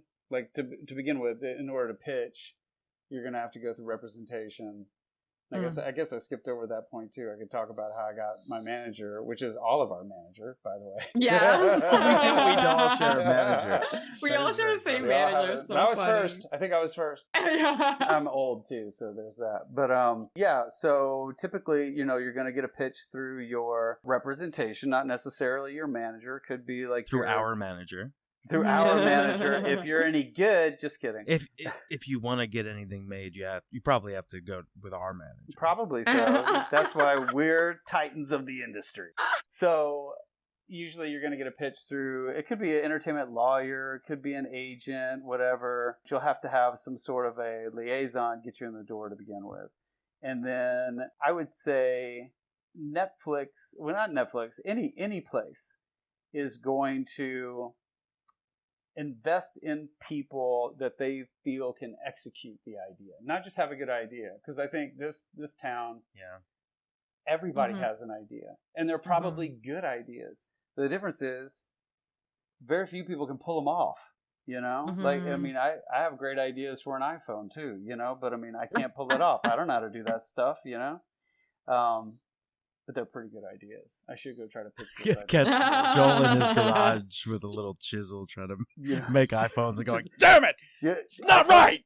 Did you see my whittled laptop? I'm from Tennessee. I can whittle you an iPhone. It's fantastic. Oh, I thought you said it's your whittle laptop and it's just a small one. It's a whittle one. It's a whittle. No, I mean, like I'm sitting on the front porch and I'm whittling away with my. But it is tiny too, so it works on both levels. Oh, good. But okay, so you get in, you pitch. If Netflix goes, oh, you know what, this is a interesting person with an interesting idea. And here's a tip: if you are a person that's just sort of like, hey, listen, I don't really have a manager. I have an idea, but I don't know how to go about pitching this. You can get an entertainment lawyer who will likely be just attached to a specific project. They're not going to be taking a full ride with you. And this is as far as I know, to be honest with you, because I don't have an entertainment lawyer, but this is what I hear. You just have to have some sort of representation for protection on both sides, right? But I think you can just hire one, and it's not that it's cheap, but you'd have to hire them, and they can get you a meeting. And if you feel like your experience doesn't really speak to being able to execute the project, say you don't have any animation experience, you don't have any writing experience, whatever, your best bet will be to partner up with people. You need to try to, or you need to say, hey, because the first thing a place is going to ask is, and who's going to write this? Who writes this stuff? Because that's like, you get on the treadmill now. Okay, now we got to crank these things out. We need to know that somebody can have your voice and crank these things out. So better to go in with somebody that can execute on that level. And that is what's handy about having agent, a manager. Like a lot of times they will foster those types of relationships. But that's just something to keep in mind if you're sort of in Tennessee and you got a great idea for a show, but you haven't had any experience.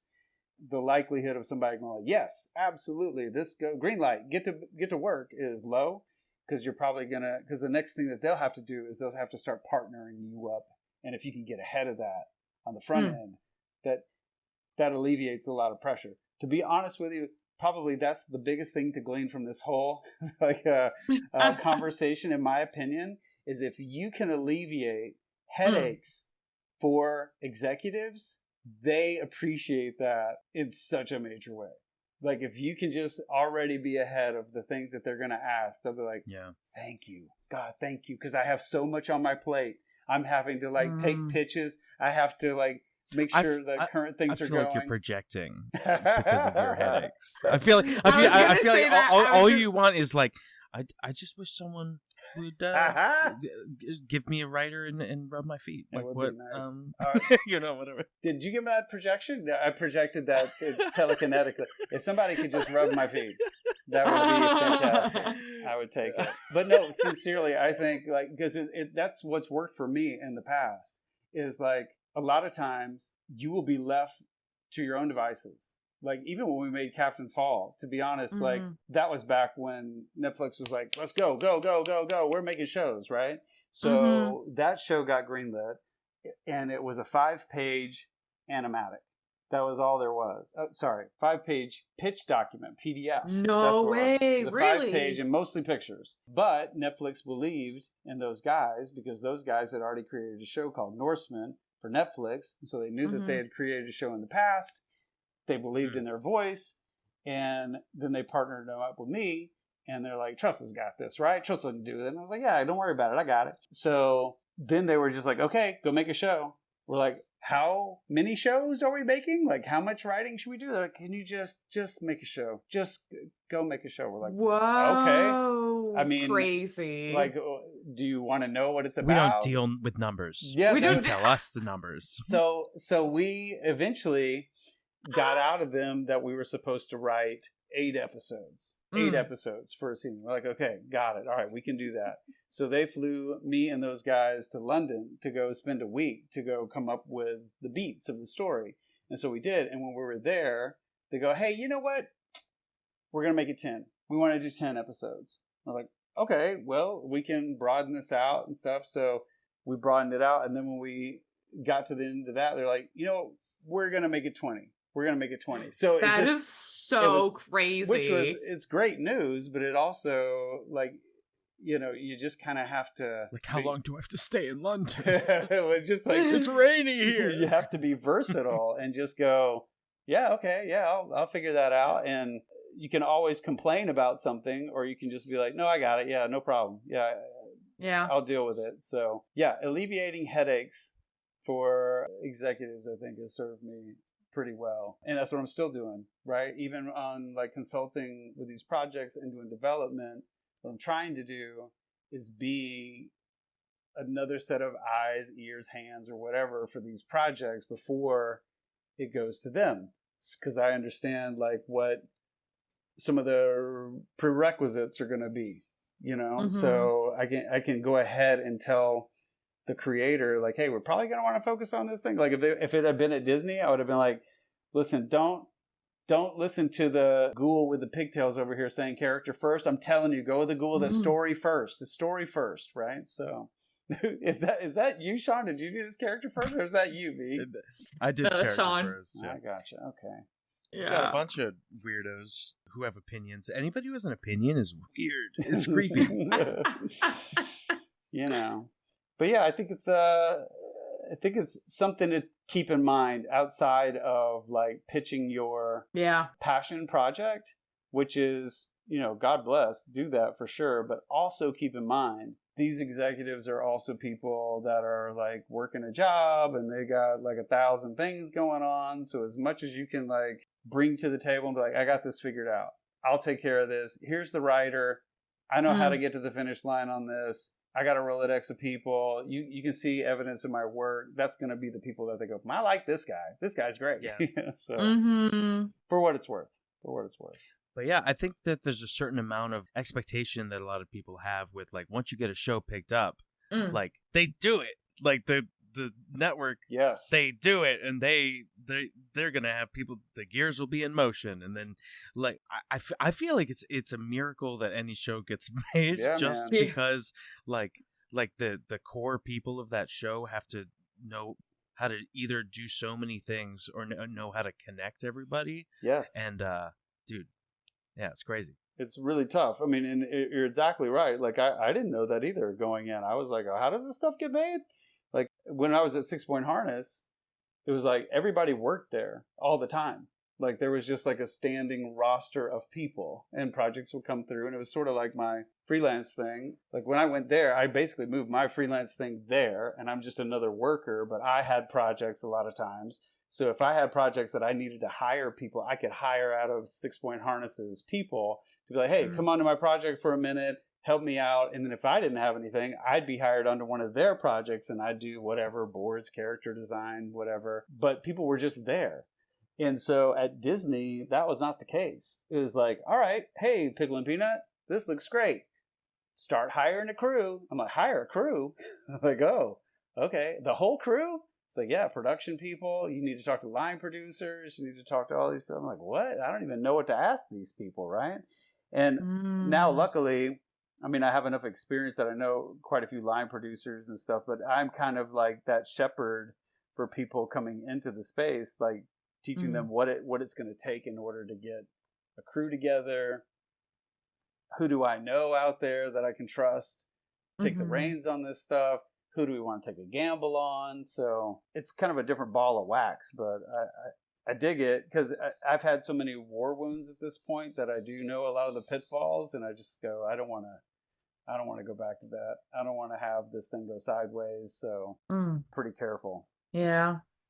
Yeah, that makes sense. I mean, yeah, you gotta, I guess there's no really other way than like learning by doing it, right? Yeah, I think so. It is sort of trial by fire, sink or swim, but hopefully along the way you've worked with people that you like and there's chemistry and you're like, oh, I wouldn't mind being a part of this person's project again, or get involved with this person, or their sensibilities kind of match up or whatever. Or a lot of times there'll be projects that you're on that you don't necessarily hire your friends for because you're like, you know what, this is not a match for this person. Like I don't want to bring them in and it's awkward. That's worse. It's worse to have somebody that you like come in, force them being a square peg into a round hole, and you're like, this is not good. This is not good for anybody, So yeah, that's one of like, I don't know, that's one of my biggest fears is like to like ever like recommend like one of my friends or whatever for a show, and then they're like they hate it and they're like, oh no, yeah, Yeah, that's, well, I just want to say to continue and wrap up the arc for the audience. Yes, I would work again with you in a heartbeat, buddy. Right back at you. Are you kidding me? Both of you guys, both of y'all. That's why I'm here. I don't want the audience to come away from this as like, oh, it's the episode where he confronted the Pickle and Peanut. That's good clickbait, though, right? Isn't that good? I think that would be so funny if we did like do it. A crazy clickbait like title. Sean oh my god, Sean goes ballistic. Or is it better to do the clickbait like Sean goes ballistic or Joel?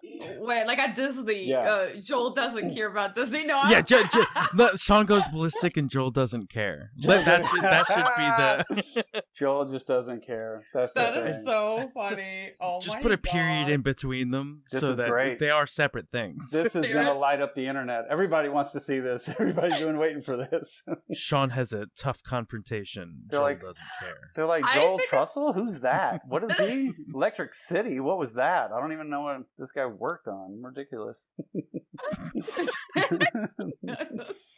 So think I've always worked on these obscure projects that are just like nobody really even knows what they are. Like Disney's, like Pickle and Peanut kind of lives in a little weird corner of Disney. Captain Fall got like half of a season up, and was not treated well by Netflix in general. By the time it got up, no promo, no nothing. I was so surprised by that. I really thought because, like, I mean, we hadn't exactly really loved the show. Yeah. I guess it's probably because, like, like people move and stuff. Yeah. It's like I was just, I don't know. I was just so surprised I didn't get more eyes on it, because sometimes there's some random shows on Netflix who will like blow up online, like like shows with like controversies or whatever, like Cuties. I don't know if you guys remember the show. Yeah, that like blew up like insane, and I never really and I never really saw any advertisement for it. I don't know how people found out about it or whatever. Maybe Captain Fall should have put some sexualized underage folks in. Would have been nice. It would have been. It was a misstep on our part, really. So and then getting that locking down that controversy is an important step. Well, we had like a lot of controversial stuff in it, I think. Oh my gosh! Yes, so that's why I was That's why I was surprised that I didn't get more. I really thought people were gonna like go on Twitter about it, but people are just like me. What was the most what was the controversial thing in it that you would say there was that you were surprised about? Well, I mean, even reading the scripts when they came in, we're like, "Ooh, okay, we're gonna do this." Yeah. Okay, gotcha. We there was an episode, second episode, was V's episode, where they are.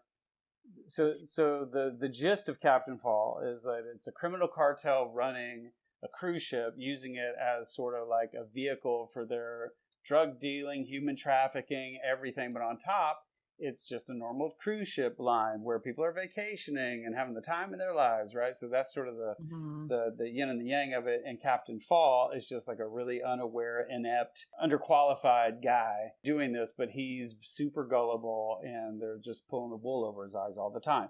So one of the things that this cartel does in the second episode is they go out into like the most remote part of the Amazon. Oh my God, that's true. And they capture a native tribe that's never seen technology or other humans or anything like that. So they capture them to go put into a human zoo. They sell them to a human zoo in South Africa.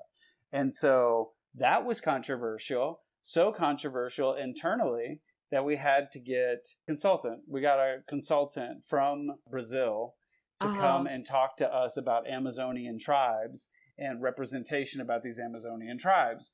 And the thing was, as much as I appreciated that, like, we were making up a tribe. Like, this isn't a real tribe at all, you know? So it was basically, we were learning about Amazonian tribes to not be like Amazonian tribes. You know what I mean? So it had to be like a brand new thing. It was a very strange education. But then I thought you guys like had voices from actual people from a tribe.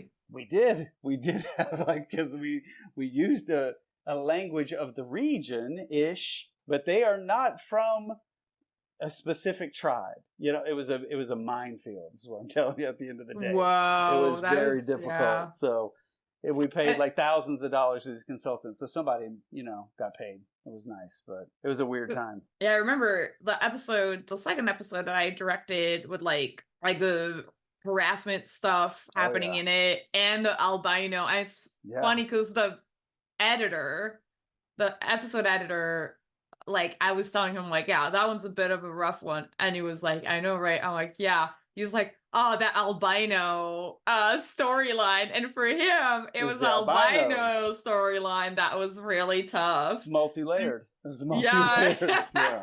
And for me, I was like, oh, it's the woman thing. It was really, it's just like to see, like, we're not picking up on the same things. Yeah. There was a lot in that show. And I mean, I think that was one of the things that was challenging about that show for some people to watch, was that it was talking about a lot of issues that are like, man, I don't like looking at these things that are happening in the world, you know? And yeah, because it's all real. It's all based on like real stuff. Some of the stuff is like, I think that's kind of what's a little bit tricky about this show, is that like all of the stuff is so insane that you're like, well, it's all made up.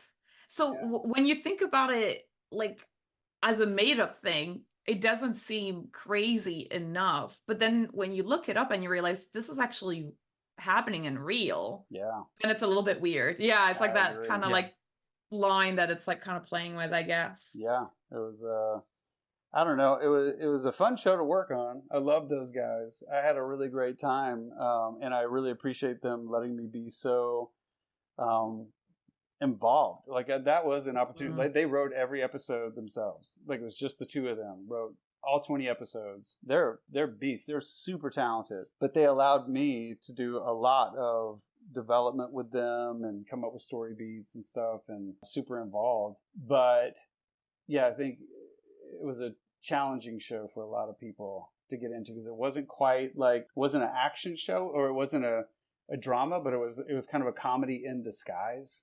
Like, they wanted it to feel grounded and nearly like an episode of Law and Order, but then the jokes are like hidden in there when it doesn't follow the pattern of something like that, you know? Yeah. So it's just a different kind of a thing, which I love. I love trying new things. Again, that's what I like. I like trying something progressive, trying something out of the box, and being a little weird with it. I like strange projects that hide in corners too. Like, I really like that stuff, rather than, I mean, I wouldn't mind putting my hand on a hit, don't get me wrong, but at the same time, like, I'm not aching to be on season 12 of Bob's Burgers.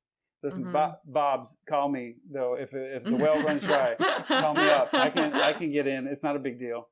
I would much rather experiment with stuff and try some new things out than, you know, just kind of fall into a machine, you know. We have some questions from our listeners. Sweet. This is like, this is really funny. So we have our patron Joe Benson, asks because his name is also spelled the same way your name is. And he's asking, is your name pronounced Joel or Joel? Oh, like breaking up the syllable? So like Joel? Yeah.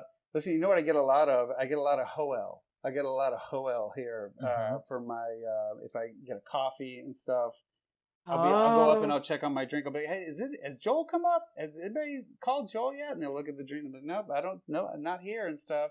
And I'm like, oh, wait, no, there's my name. And he's like, oh, Hoel. They're correcting me about my name. No, that's not how you say my name. But anyway, it's fine. No, I go Joel. Joel like Pole, like Seoul. How about that? Huh? Like Seoul in South Korea, related to our Vista we just made in North Korea. Not North Korea. What'd you call it, Sean? It was something else. North Korth? North Korth. Was that what you put? I don't remember. North Korth? Yeah, North Korth. North Korth. You know what's funny? Did not mean to write North Korth. I like it. Meant to write North Korea. And North Korth, baby. Korth came out, and I didn't notice until right now that I wrote North Korth. North Korth, buddy. But I like it. I like that. You just blacked out for a minute. I mean, that's what I call North Korea for short. I mean, North Korth. It's trouble pronouncing that extra bit at the end. You know? I'm with you. Listen, Korth. You've already heard me. I go one syllable. I can't bother with a second syllable. That's my red line. Joel. I'm gonna go Joel. Joel. We just get it out of the way right away. That's my revision on their name. If I had to redline their name, that's just the thing. Let's simplify it. That's the thing. North right? Korth. North Korth. There it is. You're welcome, Kim. You mind if I call you Kim? He don't mind. I think you kind of touched on it like in the interview, but on YouTube, DMask66 asks, what was it like writing for such a weird show like Pickle and Peanut? Sure. That I would say writing for Pickle and Peanut was, I mean, it was hard, but that wasn't the hardest part. The hardest part was the process. Like we'd get an idea in the writer room and we'd be excited about it. But again, it wasn't fully formed, right? So it was just like a seed of an idea. And then we're passing it off. And we came up with the idea. The writer would take it, turn it into beats, and then that would get passed along to the storyboard artist and the director, and then they would work on it. I don't even know how long. It's like a game of telephone. Yeah, it's like a game of telephone. And so I would see it at checkpoints here and there, and I would even pitch it. Do you remember that, Sean? Like I would pitch every episode that came in that had to be given to the executives. Like I would pitch it. I didn't want to pitch it, but I'd pitch every episode after it had been pitched to us, and then we took it into the animatic. And to me, the animatic was the hardest part of everything because we didn't have much time at that point. Like we were having to, like I'd scratch everything. I scratched every voice, and which was fun. I had a great time doing it, but it was just a lot of pressure because we'd ask for more time, and they'd be like, "Nope, can't have more time. Forget it." So that's really where the crazy stuff came in. And it would be a lot of late nights at the studio, maybe a few drinks in.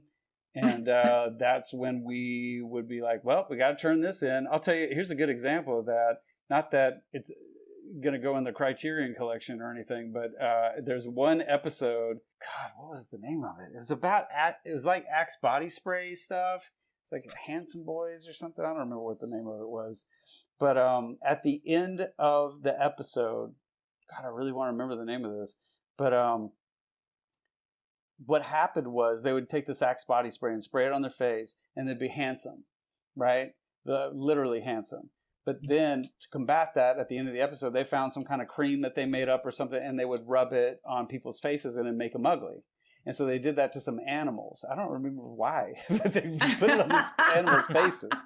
And so they were ugly. And so we ended the cartoon with this raccoon with a piece of pizza sitting there with an ugly face. And this is a Ben Krause. I don't know. Do you remember Ben Krause, Sean? Ben Krause may be one of the funniest storyboard artists I've ever met. Victor and Ryan are all at the top of my list of people like to work with as much as possible in my career. They're all so good. Silly funny. And there's just like doing like banana stuff. I'm going to try to draw the face of this raccoon. I kind of remember it, but not really. I mean, it was a Ben Krause drawing, so it was just nuts. But he was sitting there. Ricky the raccoon was sitting there, and he's holding a piece of pizza, and they had just said something that was potentially mean to Ricky the raccoon. Like Pickle's like, hey, don't say that in front of Ricky. He's right there. And so the camera locks on Ricky, and for 60 seconds, the camera just drifts in on Ricky the raccoon's face for 60 seconds. And it made it to air. Like, it keeps going in, and he doesn't do anything. He blinks, I think, once, and it's playing really sad music and stuff or whatever. Oh my God. And finally, at the very end, just like one tear falls out or whatever. But I mean, that's the kind of decisions we were making late night in Disney. And it was a desperation move, but I thought it was hilarious. So I don't know if that answers the question, but I mean, that was kind of the hard decisions we were making. It's like 60 seconds on Ricky the raccoon's face. It's a go. Make it happen.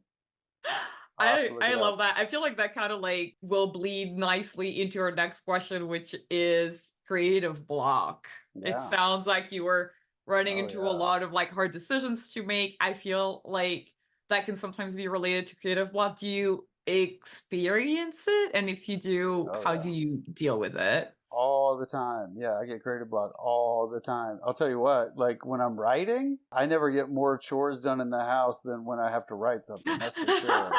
And my house will be super clean. But creative block. Yeah, I mean, I find that one thing that really helps me with creative block is a deadline. Like a real deal deadline. Not that it'll be good. Now, a lot of times I'll make stuff, and for instance, like even those music videos that I wasn't really getting paid for still had a deadline. Like that musician wanted to release an album, and he needed a music video by this particular date. And I was like, okay, well, I guess I got to get something, because before that, there is a little bit of paralysis where you go like, well, I could do anything. He didn't even tell me anything to do. So I could try to make Star Wars, you know, like I could try to like blow this up, but it's like, who am I fooling? I don't have the time to do that. I don't have the resources to do that. I don't have the know-how to do this. So I got to go into my toolbox, which is pretty limited, and figure out what can I do in this span of time to get it done. And so that urgency of the deadline is the thing that still makes me operate. I have so many personal projects that don't have a deadline that have sat around for years and years and years, because I'm like, oh, well, I got this other thing that I got to do, and the urgency is higher, so I'm going to do that. So I would encourage to, you know, get a deadline or have someone else that you're accountable to or something like that, working in like 2 or 3, like if a team of like 2 or 3 is always helpful, because then at least you have, like, I'm fear and guilt driven a lot too. So I'd have the guilt of not turning something in, you know, so it helps to have that. And so when you have that urgency, what ends up happening is you just do it. You feel like you have to do it, even if it sucks. You have to do it, you know, and that's probably how I do a lot of sucky work, you know, is I just get it. Hey, it sucks, but it's done, you know. Look, Ricky the Raccoon made it 60 seconds on Pickle and Peanut, right? So, hey, there it is. Look how close I was, huh? Wow, that is insane. Wow. Is it Ricky the Raccoon? I think it's Ricky. I don't remember. But yeah, he had a night out on the town, and he was looking beautiful. No, I don't know. I think the animals just got turned ugly. I think that was the idea. Watch Pickle and Peanut.